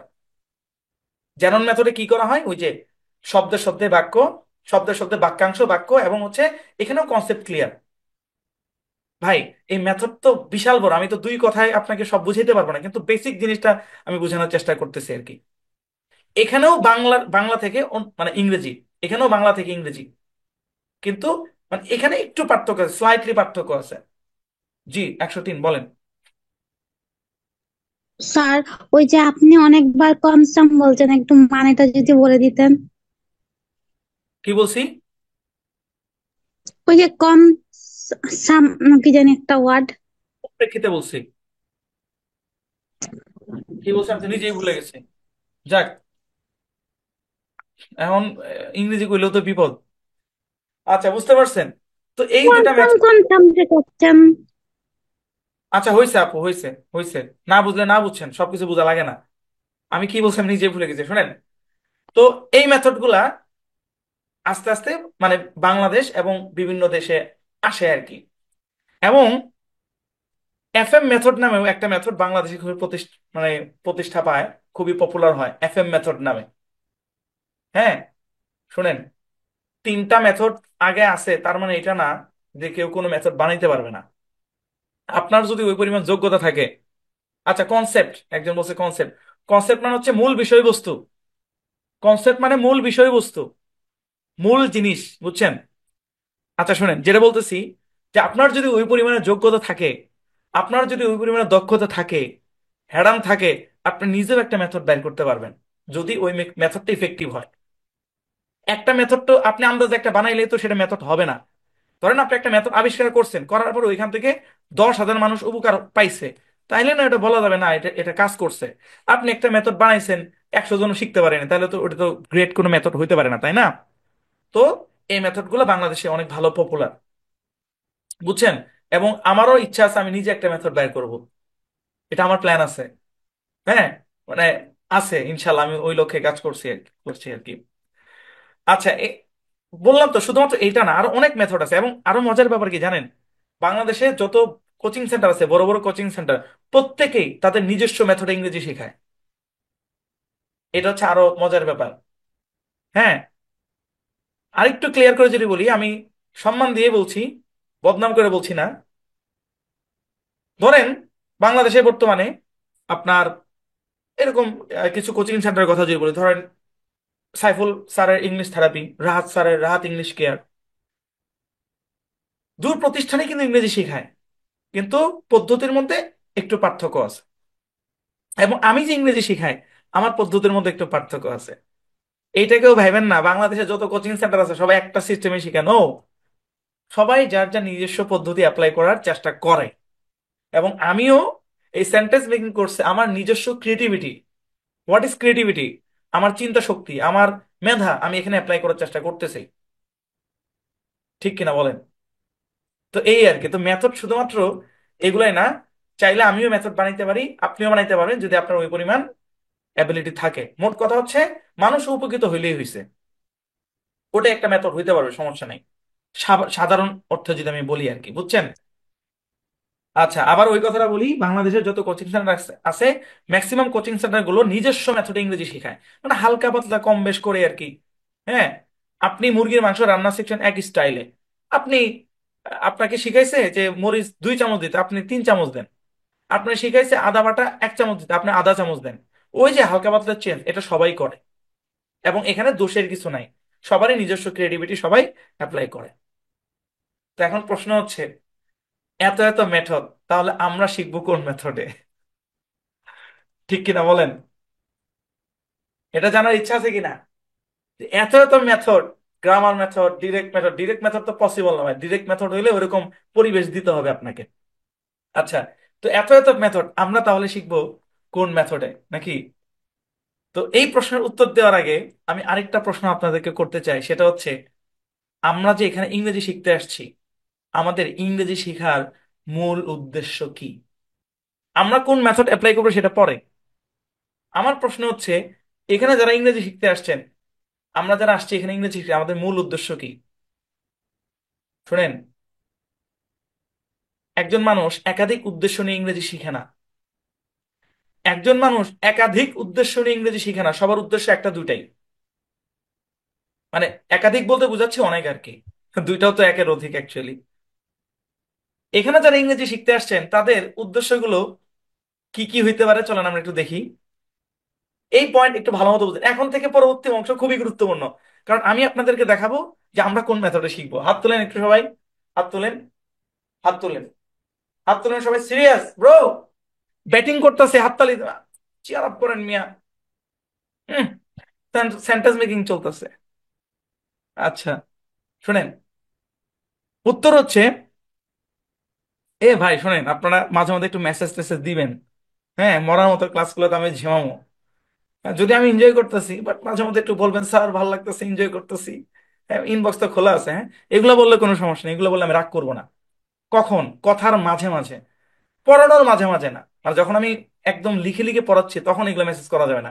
কিন্তু যখন নতুন নতুন জিনিস জানতে পারবেন, একটু ইন্সপায়ার করবেন। আচ্ছা শুনেন, তো এখানে আপনারা যারা আসছেন, আপনাদের বেশ কিছু উদ্দেশ্য থাকতে পারে। যেমন এরকম একটা উদ্দেশ্য থাকতে পারে যে পরীক্ষায় ভালো নাম্বার পাওয়া। হ্যাঁ, পরীক্ষায় ভালো নাম্বার পাওয়া, স্যার আমি আসলে 40-এর উপরে ইংরেজি তুলতে পারি না স্যার, আপনার কাছে আসছি আমি যেন এসেট একটু ভালোভাবে লিখতে পারি। হ্যাঁ, আমি যেন এটা পারি ওইটা পারি নাকি? এটা একটা উদ্দেশ্য হতে পারে। অনেকে হইতে পারেন চাকরিতে প্রমোশন। হ্যাঁ, চাকরিতে প্রমোশন মানেই যে আপনার স্পোকেন করতে হবে ব্যাপার তা না। প্রমোশন ভাই অনেক সময় হয় কি, যে ধরেন আপনি একটা পোস্টে আছেন, আপনি আহ কম্পিউটার অপারেটর হবেন, তো আপনার ইংরেজি না জানলে আপনাকে কম্পিউটার অপারেটর করবে না। তো এটাও তো একটা চাকরিতে প্রমোশন, ওইখানে কিন্তু কম্পিউটার অপারেটর হওয়ার জন্য স্পোকেন লাগে না। লাগে? লাগে না, ইংলিশ জানলেই হয়, ইন্টারনেট চালানোর মতো যোগ্যতা থাকলেই হয়। কিন্তু আপনি ইংরেজি জানেন না, এই জন্য প্রমোশন হচ্ছে না। তো আপনার আপনার চাহিদা হচ্ছে, ভাই আমি ইংরেজি জানি না, হ্যাঁ, আমি জাস্ট ইংরেজিটা শিখবো, ইন্টারনেটে কি কি ইংরেজি লেখা, একটা মেসেজ আসলে পড়তে পারবো, এগুলা। অনেকের উদ্দেশ্য থাকতে পারে ব্যবসায় উন্নতি। অনেকে ভাবে কি, ভাই শুনেন একটা কথা কই, আমাদের সমাজে একটা ভুল ধারণা আছে, অনেকে ভাবে ইংরেজি শেখা মানে স্পোকেন শেখা, এটা ভুল। হ্যাঁ, স্পোকেন আমাদের আলটিমেট লক্ষ্য। হ্যাঁ, কিন্তু ইংরেজি শেখা মানে স্পোকেন শেখা না, এটা আসতেছে, আমি আস্তে আস্তে আসতেছি। তো অনেকের লক্ষ্য থাকতে পারে ব্যবসায় উন্নতি। ব্যবসায় উন্নতি কিভাবে? হ্যাঁ, আপনি ধরেন ইংরেজি পারেন না, হ্যাঁ, আপনার বিভিন্ন মেমো দেয় আপনারে, আপনি ম্যামের মধ্যে কি ইংরেজি লেখাটা পড়তে পারেন না। হ্যাঁ, তারপরে বিভিন্ন ব্যাংকে যান, ব্যাংকে যখন যান গিয়া দেখেন যে আপনার ইংলিশে মেসেজ আসছে, আপনি পড়তে পারেন না। আপনি কোনো আপনি চায়না মাল পাঠাবেন, বা হচ্ছে চায়না থেকে মাল নিয়ে আসবেন বা কিছু একটা, আপনি ইংরেজির কারণে আপনার কমিউনিকেশন গ্যাপটা তৈরি হয়ে যাচ্ছে। হ্যাঁ, তো এখন এটা আপনার উদ্দেশ্য হতে পারে, চাকরির ব্যবসার উন্নতি। তারপর আরেকটা উদ্দেশ্য হতে পারে স্টুডেন্ট পড়ানো। ঠিক কিনা? এটা আমাদের কথা বলতেছি, আমি বাইরের স্টুডেন্টের কথা বলতেছি না, আমাদের কথা বলতেছি। স্টুডেন্ট পড়ানো একটা উদ্দেশ্য হইতে পারে, যে স্যার আমি এখানে আসছি, আমি ইংলিশটা এমন ভালোভাবে শিখতে চাই, যাতে করে আমি আমার স্টুডেন্টকে শিখায় তারা যেন ভালো করতে পারে, আমার যেন টিউশনি বেশি হয়। হ্যাঁ, অনেকের উদ্দেশ্য থাকতে পারে ভাই ইংরেজি বই পড়া। যেমন আমার একটা উদ্দেশ্য ছিল আমি ইংরেজি বই পড়া শিখবো। আমার স্পোকেন টার্গেট ছিলই না ভাই। আমি যে ইংরেজি শিখছি, আমার উদ্দেশ্য কি কি ছিল জানেন? ইন্টারনেট ভালোভাবে যেন চালাইতে পারি, এটা একটা উদ্দেশ্য ছিল। ইংরেজি বই যেন পড়তে পারি, এটা একটা উদ্দেশ্য ছিল। এবং ইউটিউবে ইংলিশ কন্টেন্ট দেখে যেন বুঝতে পারি, এটা উদ্দেশ্য ছিল। স্পোকেনের উদ্দেশ্যে আমি ইংরেজি শিখি নাই। স্পোকেনের উদ্দেশ্যে আমি ইংরেজি শিখি নাই। বুঝছেন? আসতেছি, আসতে দেন, সেন্টেন্স মেকিং কোর্স। আচ্ছা, অনেকের উদ্দেশ্য থাকতে পারে মুভি দেখে বোঝা। যেমন আমার উদ্দেশ্য ছিল, শোনেন, 2016 সালে যখন আমি ইউটিউব চালাই, মানে ইউটিউবে যখন আমি একজন ভিউয়ার হিসেবে, আমি তো চ্যানেল খুলছি 2017 ডিসেম্বরে। তো আমি যখন ভিউয়ার হিসেবে ইউটিউব চালাইতাম, তখন দেখতাম যে যত কন্টেন্ট সব ইংলিশে নয়তো হিন্দিতে। বাংলাতে তেমন কোনো কন্টেন্ট নেই। ধরেন আপনার মোবাইলে কোনো একটা ঝামেলা হয়েছে, আপনি ধরেন J5 মোবাইলের রিভিউ, একটা মোবাইলের রিভিউ দেখবেন, হয়তো সেটা হিন্দিতে নয়তো সেটা ইংরেজিতে। এখন আমি তো ইংরেজিতে কাঁচা, অত ভালো পারি না, ঠিক আছে? তখন আমি ইংরেজিটা ভালোভাবে শিখলাম, উদ্দেশ্য কি? ওই ইউটিউব ভিডিও দেখে যেন আমি বুঝতে পারি। তো এটাও উদ্দেশ্য হইতে পারে।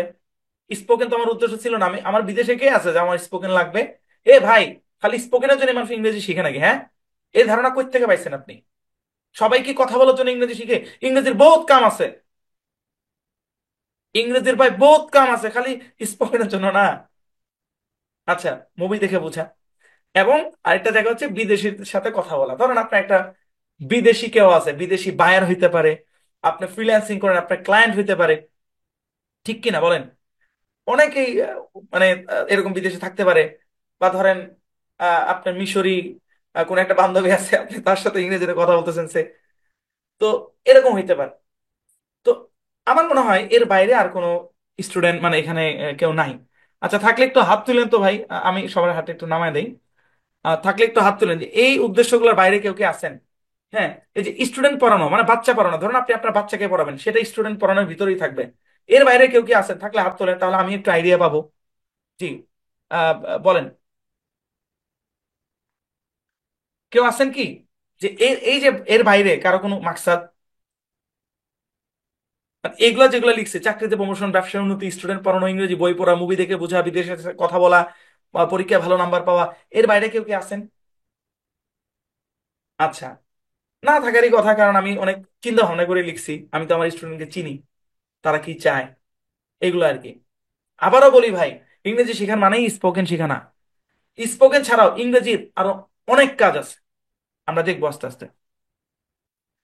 আচ্ছা, এখন কথা হইলো যে এই যে এক একজন এক একটা মাইন্ডসেট নিয়ে আসছেন, কেউ পরীক্ষায় ভালো নাম্বার, কেউ চাকরিতে প্রমোশন, কেউ ব্যবসায় উন্নতি, কেউ স্টুডেন্ট পড়ানো, কেউ ইংরেজি বই পড়া, কেউ মুভি দেখে বোঝা, কেউ বিদেশের সাথে কথা বলা। এত উদ্দেশ্য যদি আমি ফুলফিল করতে চাই, তাহলে তো আমার আলাদা আলাদা করে কোর্স বানানো লাগবে। তাইলে আমার এটার উপর একটা কোর্স বানানো লাগবে, এটার উপর একটা লাগবে, এটার উপর একটা লাগবে, এটার উপর একটা লাগবে, হ্যাঁ, এটার উপর একটা লাগবে, ঠিক কিনা বলেন? আলাদা আলাদা লাগবে। এবং এটাও সত্য যে এই এক একটা উদ্দেশ্য হাসিলের জন্য এক একটা মেথড ভালো কাজ করে। যেমন ধরেন, এখানে একটা উদ্দেশ্য লিখলাম, ধরেন আহ, বিশ্ববিদ্যালয়ে চান্স, বিশ্ববিদ্যালয়, ধরেন কেউ একজন বিশ্ববিদ্যালয়ে চান্স পাবে, এটা তার একটা উদ্দেশ্য। বিশ্বাস করেন, বিশ্ববিদ্যালয়ে চান্স পাওয়ার জন্য গ্রামার মেথডটা ভালো কাজ করবে। আমি কিন্তু মেথড গুলার খারাপ বলি নাই। বিশ্ববিদ্যালয়ে চান্স, চাকরির পরীক্ষায় পাস, এটার জন্য গ্রামার মেথড সবচেয়ে ভালো কাজ করবে। বুঝছেন? কারণ ওইখানে প্রশ্নগুলো ওরকমই হয়। বলুন তো নিচের কোন শব্দটি নাউন, বলুন তো এই সেন্টেন্সের মধ্যে এই বাক্যটি কোন পার্টস অফ স্পিচ, তাই না? তো আশা করতেছে এখানে বিশ্ববিদ্যালয়ে ভর্তি পরীক্ষা দেবেন এমন কেউ নাই। হ্যাঁ, আচ্ছা, তো এই উদ্দেশ্যগুলো নিয়ে আমরা এখানে আসছি। জি, বলেন, বলেন। জি না স্যার, আপনি যে বলছিলেন এগুলোর বাইরে কেউ থাকলে হাত তুলেন, তাই হাত তুলছিলাম। আপনার উদ্দেশ্য কি? ইংরেজি শেখার উদ্দেশ্য কি বলেন? ওই যে আপনি যে বললেন ইউটিউবে মানে কেউ মেসেজ করলে পড়তে পারি, ওইগুলা। আচ্ছা, ও তাহলে এখানে আমার লেখা দেখা লেখার লেখার দরকার ছিল যে মেসেজ, ইন্টারনেট চালানো। হ্যাঁ, ইন্টারনেট চালানো, মেসেজ দেখে পড়তে পারে, আচ্ছা ঠিক আছে, সমস্যা নেই। এর পরবর্তী কোর্স যখন করবো এগুলো নিয়ে আসবো নি, সমস্যা নেই, ওকে, থ্যাংক ইউ। আচ্ছা ঠিক আছে। তো মোটা দাগে আমরা বলতে পারি যে এগুলো হচ্ছে আমার উদ্দেশ্য। তো এখন আমার কথা হচ্ছে ভাই শুনেন, যার উদ্দেশ্য যেটাই থাকুক, আপনার যদি শুধু সেন্টেন্স মেকিংটা জানতে পারেন ভাই, এই একটা জিনিস যদি আপনি আয়ত্ত করতে পারেন, বাকি সব ইজি হয়ে যাবে। আমি কিন্তু বলতেছি না এটা স্পোকেনের কোর্স, কিন্তু আপনি সেন্টেন্স মেকিংটা করেন, আপনার স্পোকেন ইজি হয়ে যাবে, বুঝছেন? তো এখন কথা হলো ওই আবার ওই আগের প্রশ্নে চলে আসি, যে এত এত মেথড, আমরা সেন্টেন্স মেকিংই শিখবো কোন মেথডে? আমরা সেন্টেন্স মেকিং শিখবো, ঠিক আছে, ওকে ফাইন, কিন্তু সেটাই বা কোন মেথডে? উত্তর হচ্ছে হাইব্রিড মেথডে। কি মেথডে? হাইব্রিড মেথডে। তো হাইব্রিড কথাটা শুনলে অনেকে নেগেটিভ একটা ধারণা নেয়। ধরেন একটা ভুট্টা, নর্মাল ভুট্টা, ধরেন যে ফসল হয়, হাইব্রিড ভুট্টা হলে বেশি ফসল হয়। হাইব্রিড শব্দটা মানে বুঝেন, হাইব্রিড শব্দের মানে হচ্ছে অনেক কিছু সমন্বয়, এটাই হচ্ছে হাইব্রিড। ধরেন একটা গাড়ি, হাইব্রিড শব্দটা বুঝেন আগে, হ্যাঁ, নয়তো আপনার হাসি লাগবে যে এটা আবার কোন মেথড বা হাইব্রিড মেথড। সারাদিন শুনছি হাইব্রিড ভুট্টা, সারাদিন শুনছি হাইব্রিড ধান, ভাই আবার কয় হাইব্রিড মেথড। আরে ভাই বলতে দেন আগে, হ্যাঁ, পরে বল আসতে দেন, ছক্কা মারো, ব্যাটিং করতেছে, শুনেন। তো এখন হাইব্রিড শব্দটা বুঝেন আগে, মেথডটা তো পরে, আগে হাইব্রিড বুঝেন। হাইব্রিড হচ্ছে বহু জিনিসের সমন্বয়। আগের যুগের যে গাড়িগুলো ছিল সেগুলো হচ্ছে ম্যানুয়াল গাড়ি। ম্যানুয়াল গাড়ি বুঝেন, ওই গিয়ার এমনি টাইনে মাইনে, মনে করেন যে গিয়ার বাড়ান লাগতো কমান লাগতো, ম্যানুয়াল। সবকিছুই মনে করেন যে এমনি ডান্ডা ধরে টাইনে মাইনে করা লাগতো। তারপরে এক ধরনের গাড়ি আসলো অটোমেটিক গাড়ি, অটোমেটিক, অটো। ওগুলাতে গিয়ার বাড়ানো কমানোর জন্য ওই খুব বেশি, আমি আসলে গাড়ি চালাই না তো আমার প্র্যাকটিক্যাল অভিজ্ঞতা নাই, আমার কথা ভুল হইতে পারে, কিন্তু অটোমেটিক গাড়ি আছে যেখানে ওই ম্যানুয়ালের মতো ডান্ডা টানাটানির ব্যাপার একটু কম। পরে আরেক ধরনের গাড়ি বের করলো যেটা ম্যানুয়ালি চলে, অটোতেও চলে, এবং ওই গাড়িকে বলা হচ্ছে হাইব্রিড গাড়ি। মানে যে গাড়ি ম্যানুয়ালি চলে, অটোতে, অটোমেটিক মোডেও চলে, সেটা কি? যেমন আমার ওইখানে একটা চার্জার আছে, হাইব্রিড চার্জার। একটা চার্জার কিনছি 3700 টাকা দিয়া। ওই চার্জারের বৈশিষ্ট্য কি জানেন?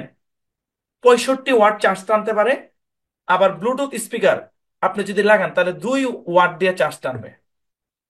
মানে ওইটা এমন একটা চার্জার যে আপনার ডিভাইস অনুসারে যতটুকু চার্জ দরকার ততটুকু চার্জ টানে, এবং ওইটা পাশে লেখে। এই স্মার্ট ঘড়িটা আমি নতুন কিনছি, আলহামদুলিল্লাহ। আমি অনেকদিন ধরে স্মার্ট ওয়াচ কিনতে চাই, কিন্তু কেন জানি মডেল পছন্দ হয় না। আর আর আমার হাতের কবজি একটু চিকন, অত মোটা না। তো বড় বড় স্মার্ট ওয়াচ গুলো আমার হাতে মানায় না, তো এই মডেলটা আমার পছন্দ হয়েছে। তো এটা আমি চার্জ দিছি, এটা আজকেই কিনছি আলহামদুলিল্লাহ। তো এটা যখন চার্জ দিছি, আমার চার্জার 65 ওয়াট পর্যন্ত চার্জ টানতে পারে, কিন্তু ওইটা টানছে 1 ওয়াটে। মানে আমার ঘড়ির দরকার 1 ওয়াট, 1 ওয়াট করে টানছে।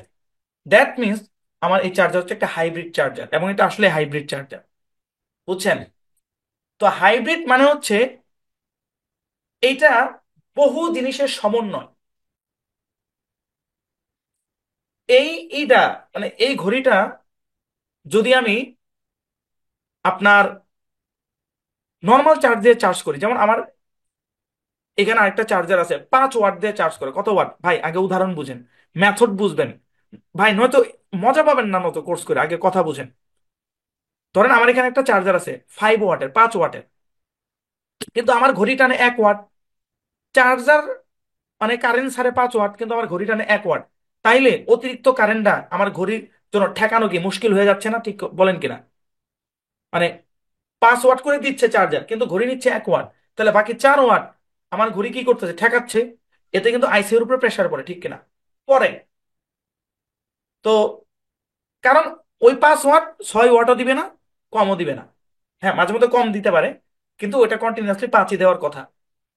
কিন্তু হাইব্রিড চার্জার হওয়ার কারণে যতটুক দরকার ততটুক, যতটুক দরকার ততটুক, এই কথাটা মাথায় রাখেন। আমার চার্জারটা হাইব্রিড চার্জার হওয়ার কারণে আমার ঘড়ির যতটুক দরকার ততটুক, বেশিও না, কমও না। এবার আসি আমাদের মেথডে। আমরা কোন মেথডে শিখবো? হাইব্রিড মেথডে। আমরা সেন্টেন্স মেকিং কোন মেথডে শিখবো? হাইব্রিড মেথডে। আরেকটু যদি বুঝাই, আমরা এমন একটা মেথডে শিখবো, আমাদের সেন্টেন্স মেকিং কোর্সে বাইলিঙ্গুয়াল মেথড থাকবে, সাইফুর স্যারের জ্যানন মেথড থাকবে, আমাদের এখানে ট্রান্সলেশন মেথড থাকবে, যেখানে গ্রামারের দরকার সেখানে গ্রামারও থাকবে, আরো যত প্রকারের মেথড যুক্ত করা যেতে পারে করব। হ্যাঁ, আমি প্রথমে বলছিলাম না যে এই কোর্সটা কোনো গ্রামারের কোর্স না। আমার উদ্দেশ্য কি? আমার উদ্দেশ্য হচ্ছে ইফেক্টিভ এবং সহজ উপায়ে সেন্টেন্স মেক শেখা। এটাই আমার উদ্দেশ্য। কিভাবে সুন্দরভাবে আমি সেন্টেন্স মেকটা শিখাতে পারি, এটাই আমার উদ্দেশ্য। এটাই আমার উদ্দেশ্য। এই উদ্দেশ্য হাসিল করতে গিয়া আমার যেখানে মানে গ্রামার নিয়ে আসা লাগবে, আমি গ্রামার নিয়ে আসবো। সব জায়গায় না। যেখানে আমার কনসেপ্ট বুঝানো লাগবে আমি কনসেপ্ট বুঝাবো। যেখানে আমার ওই ফ্রেজ তৈরি করা লাগবে ফ্রেজ তৈরি করব। যেখানে আমার একদম হুবহু মুখস্থ করানো লাগবে ট্রান্সলেশন মেথড, সেখানে আমরা এটা মুখস্থ করাবো। সব শব্দের ব্যাখ্যা হবে না। হ্যাঁ, সব জায়গার ব্যাখ্যা হবে না, ব্যাখ্যা হবে শুধু বাইলিঙ্গুয়ালে। তারপরে মানে মোট কথা যেখানে যেটা দরকার সেখানে সেটা করব, ব্যাস। অর্থাৎ এমন একটা মেথড যেখানে অনেকগুলো মেথডের সমন্বয়। এই জন্যই আমাদের এই সেন্টেন্স মেকিং কোর্স থেকে বলা হচ্ছে হাইব্রিড মেথড। কি মেথড? Hybrid method. একটা মজার কথা কই, আমি কোনো কোর্স নামাইলে এরপরে আমি কোনো কোর্সের কথা মুখ দিয়ে উচ্চারণ করলে অনেকে ইউটিউবে এটা বাইর করে। আমি রিসেন্ট কোন একটা প্রতিষ্ঠানের সেন্টেন্স মেকিং কোর্সের একটু আউটলাইন দেখতেছিলাম, পুরা কোর্সটা গ্রামার মেথড দিয়ে সাজানো। সেন্টেন্স মেকিং করাচ্ছে, সেন্টেন্স মেকিং করাচ্ছে, কিন্তু পুরা কোর্সটা কি দিয়ে সাজানো? গ্রামার মেথডে। মানে কিছু ফ্রি ভিডিও ইউটিউবে ছিল, তো আমি দেখছি। মানে আমার চোখে যতটুকু ধরা পড়ছে, কথায় কথায় গ্রামার, কথায় কথায় গ্রামার, কথায় কথায় গ্রামার, গ্রামার মেথডে। কিন্তু বিশ্বাস করেন, আমাদের এই কোর্সে গ্রামার সবচেয়ে কম, কিন্তু দিন শেষে আপনি অনর্গল। অনর্গল শব্দটা বলা ঠিক হবে কিনা, মানে আপনি পারবেন, আপনি পারবেন, আপনার উদ্দেশ্য হাসিল হবে যদি আপনি ওই লেভেলের চেষ্টাটা করেন। বুঝতে পেরেছেন? জি, আশা করি বুঝতে পেরেছেন। উদ্দেশ্য একটাই, ইফেক্টিভ এবং সহজ উপায়ে সেন্টেন্স মেক শেখানো। ঠিক আছে? ওকে। আর এটা মনে রাখেন, সেন্টেন্স মেক শেখা মানে ইংরেজি শেখা। এটা একটু স্ক্রিনশট দেন ভাই। সেন্টেন্স মেক শেখা মানে কি? ইংরেজি শেখা। আর ইংরেজিটা শিখে গেলে স্পোকেন বলেন, রাইটিং বলেন, অমুক বলেন, সব ক্লিয়ার হয়ে যাবে। হ্যাঁ, অনেকে আমার সাথে বিভিন্ন তর্কে আসতে পারেন যে স্পোকেন শেখা তাহলে কি ইংরেজি শেখা না? হ্যাঁ স্যার, ডেফিনেটলি। আমার নিজস্ব ক্রিয়েটিভিটি আমি অ্যাপ্লাই করতেছি, করি না? মাত্র তো খেলা শুরু করলাম, দেখি না কয় লাখ মানুষকে আমার এই পদ্ধতি ইংরেজি শিখাইতে পারি, দেখি না?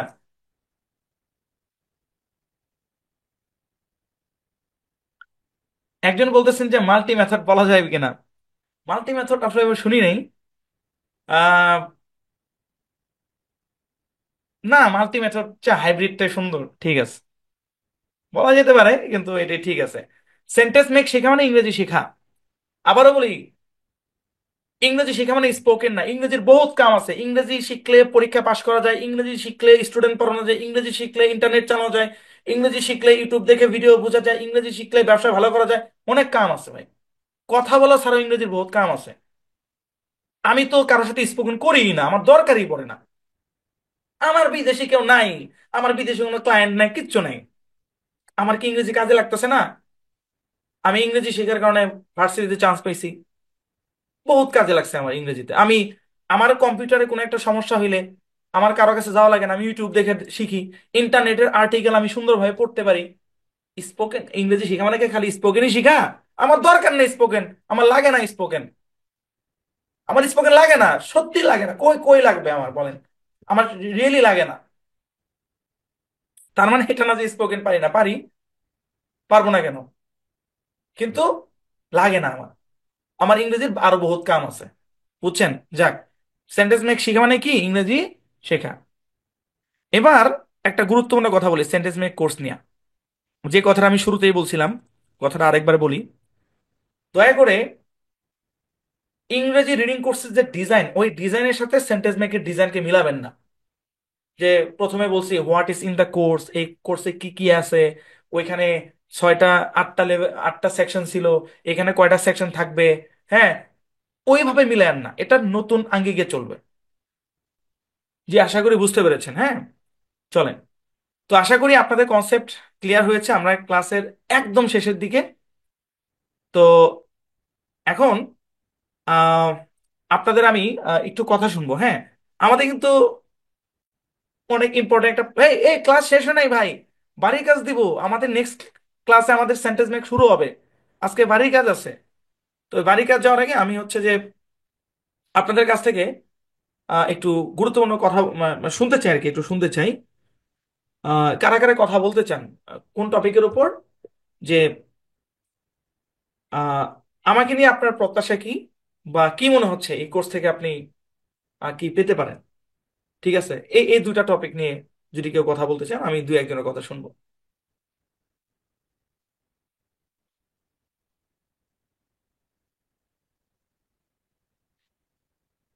জি, জেসমিন ব্যাপারে বলেন। আসসালামু আলাইকুম স্যার। ওয়ালাইকুম আসসালাম। স্যার জি। আপনাকে নিয়ে আমার প্রত্যাশা হচ্ছে আহ, প্রথম যখন প্রনাউন্সিয়েশন ক্লাসে আমি ভর্তি হই তখন আপনার যে পড়ার ধরন এটা আমার কাছে খুবই ভালো লাগে। এখান থেকে আমি আশাবাদী যে আপনার কাছ থেকে আমি অনেক কিছু শিখেছি। এবং সেন্টেন্স মেকিং কোর্সে যে আপনি যে প্রতিটি কথা যে আমাকে আমাদের সকলকে যে বলেন, এটা আমি অত্যন্ত বিশ্বাস করি যে আসলে আপনার ধারা কিছু একটা আমাদের লাইফ চেঞ্জের একটা বিশেষ একটা ধারা আছে, অবশ্যই আমরা পাবো এটা। স্যার এটাই আমার খুব চাওয়া পাওয়া আপনার কাছে, এটা আমি বিশ্বাসী স্যার। হ্যাঁ, জি, ছয় বলেন, ছয়। ওই যে শাহজাহান এসকে ভাই, আপনার রোল নাম্বার নেই, আপনি ক্লাস করতেছেন। ছয় রোল নাম্বার বলেন।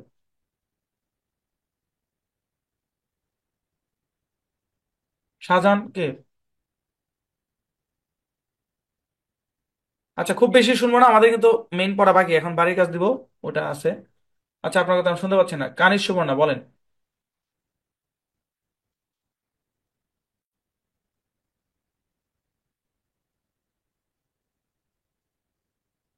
আসসালামু আলাইকুম স্যার। জি। স্যার আমি বলতে চাচ্ছি একটাই কথা, যে রিডিং পড়ার কোর্সে আপনার কাছে আলহামদুলিল্লাহ অনেক কিছু শিখেছি। আর সেন্টেন্স মেকিং কোর্সে আলহামদুলিল্লাহ এই আশা করি যে অনেক কিছু শিখবো ইনশাল্লাহ, এটাই। আর আশা করি আপনি অনেক কিছু শিখাবেন, সেই আশায় আছি। ইনশাল্লাহ, অবশ্যই অবশ্যই। আচ্ছা, ঠিক আছে, ধন্যবাদ আপনাদেরকে।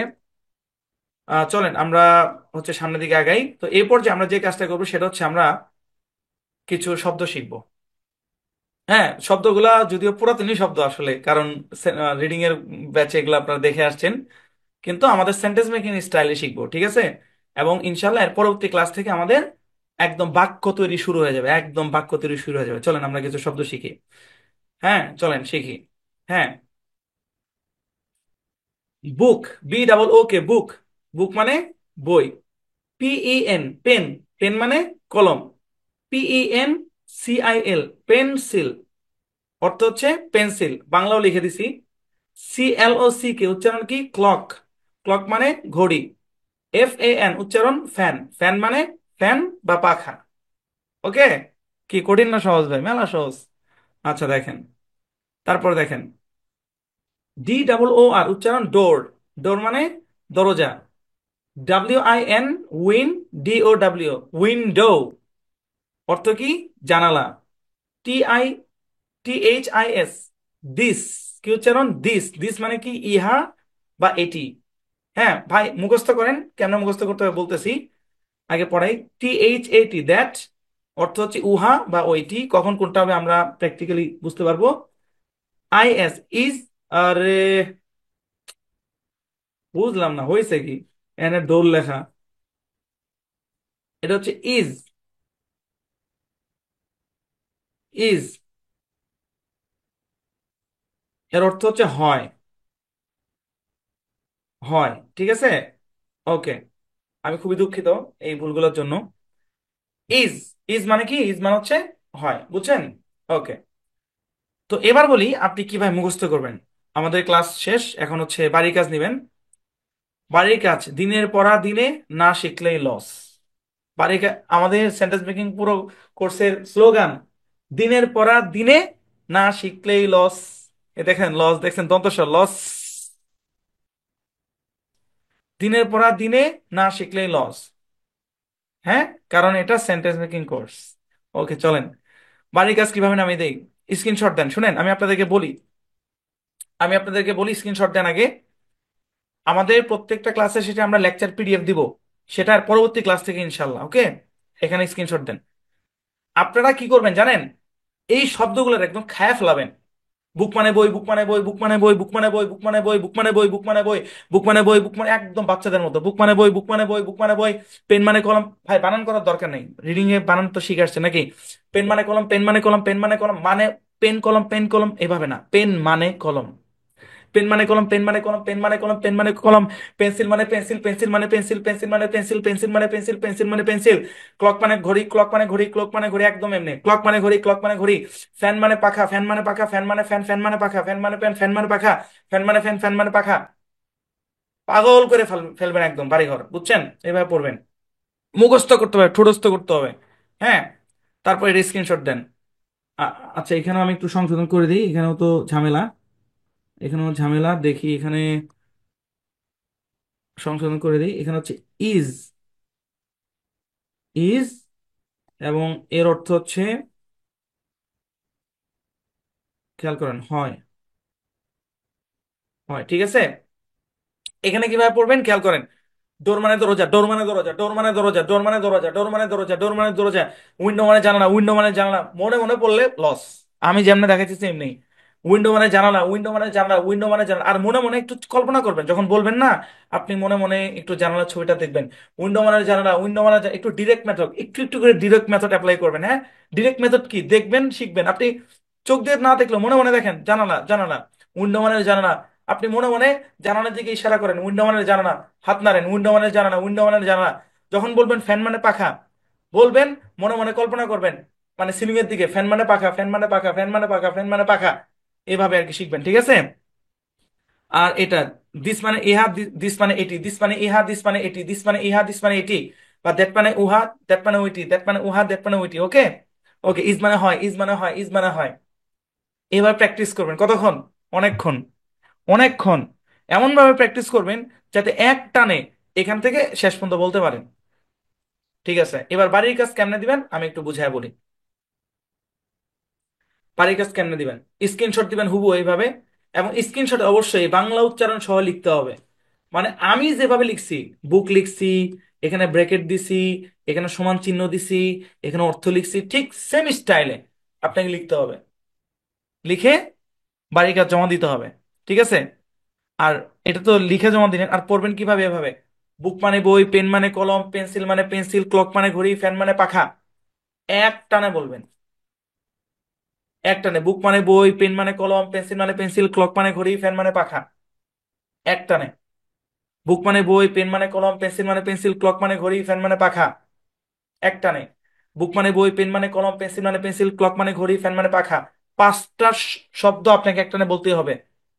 মানে বুকের পরে কলম আসতে যেন আপনার মানে হেজিটেট না আসে। বুক মানে বই, পেন মানে কলম, পেন্সিল মানে পেন্সিল, ক্লক মানে ঘড়ি, ফ্যান মানে পাখা। মুখের জড়তা ভাঙবেন, ঠিক আছে। তারপরে এটার ছবি দিবেন এবং এটা পড়বেন। ডোর মানে দরজা, উইন্ডো মানে জানালা, দিস মানে ইহা এটি, দ্যাট মানে উহা ওইটি, ইজ মানে হয়। ডোর মানে দরজা, উইন্ডো মানে জানালা, দিস মানে ইহা এটি, দ্যাট মানে উহা ওইটি, ইজ মানে হয়। এইভাবে জড়তা ভাঙেন, মুখের জড়তা ভাঙেন। হ্যাঁ, স্পোকেন করবেন না একটা সময়, জড়তা ভাঙতে হবে ভাই, এটা।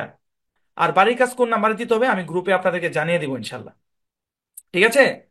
গ্রুপে আমি জানিয়ে দিব। ওকে, ঠিক আছে।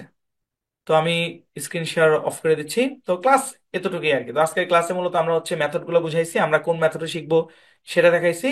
এবং হচ্ছে যে কিছু শব্দ আপনাদেরকে বাড়ির কাজ দিছি। এই শব্দগুলো মুখস্থ করা ছাড়া কেউ নেক্সট ক্লাসে ঢুকবেন না।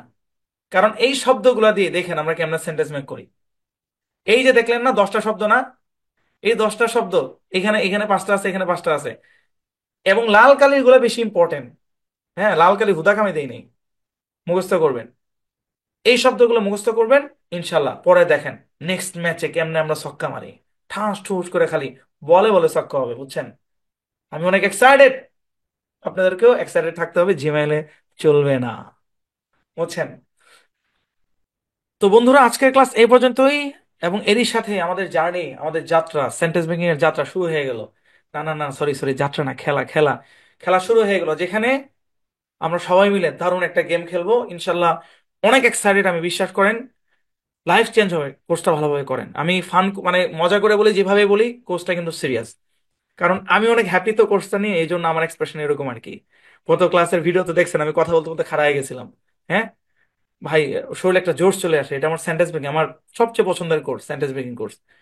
তো দিনের পর দিনে না করলেই লস। হ্যাঁ, দিনের পর দিনে কি না পড়লেই লস, দিনের পর দিনে না শিখলেই লস। আমাদের বাড়ির কাজের স্লোগান কি? দিনের পর দিনে না শিখলেই লস। সুতরাং বাড়ির কাজ মানে আয়ত্ত না কইরা ক্লাসে আসেন না, তাহলে কিন্তু ধরা খাবেন, বুঝছেন? একটার সাথে আরেকটা রিলেটেড, একটা বুঝলে আরেকটা বুঝবেন। ওকে, তো সবাই ভালো থাকবেন, সবাইকে সালাম জানাই, আসসালামু আলাইকুম, আল্লাহ হাফেজ, শুভরাত্রি।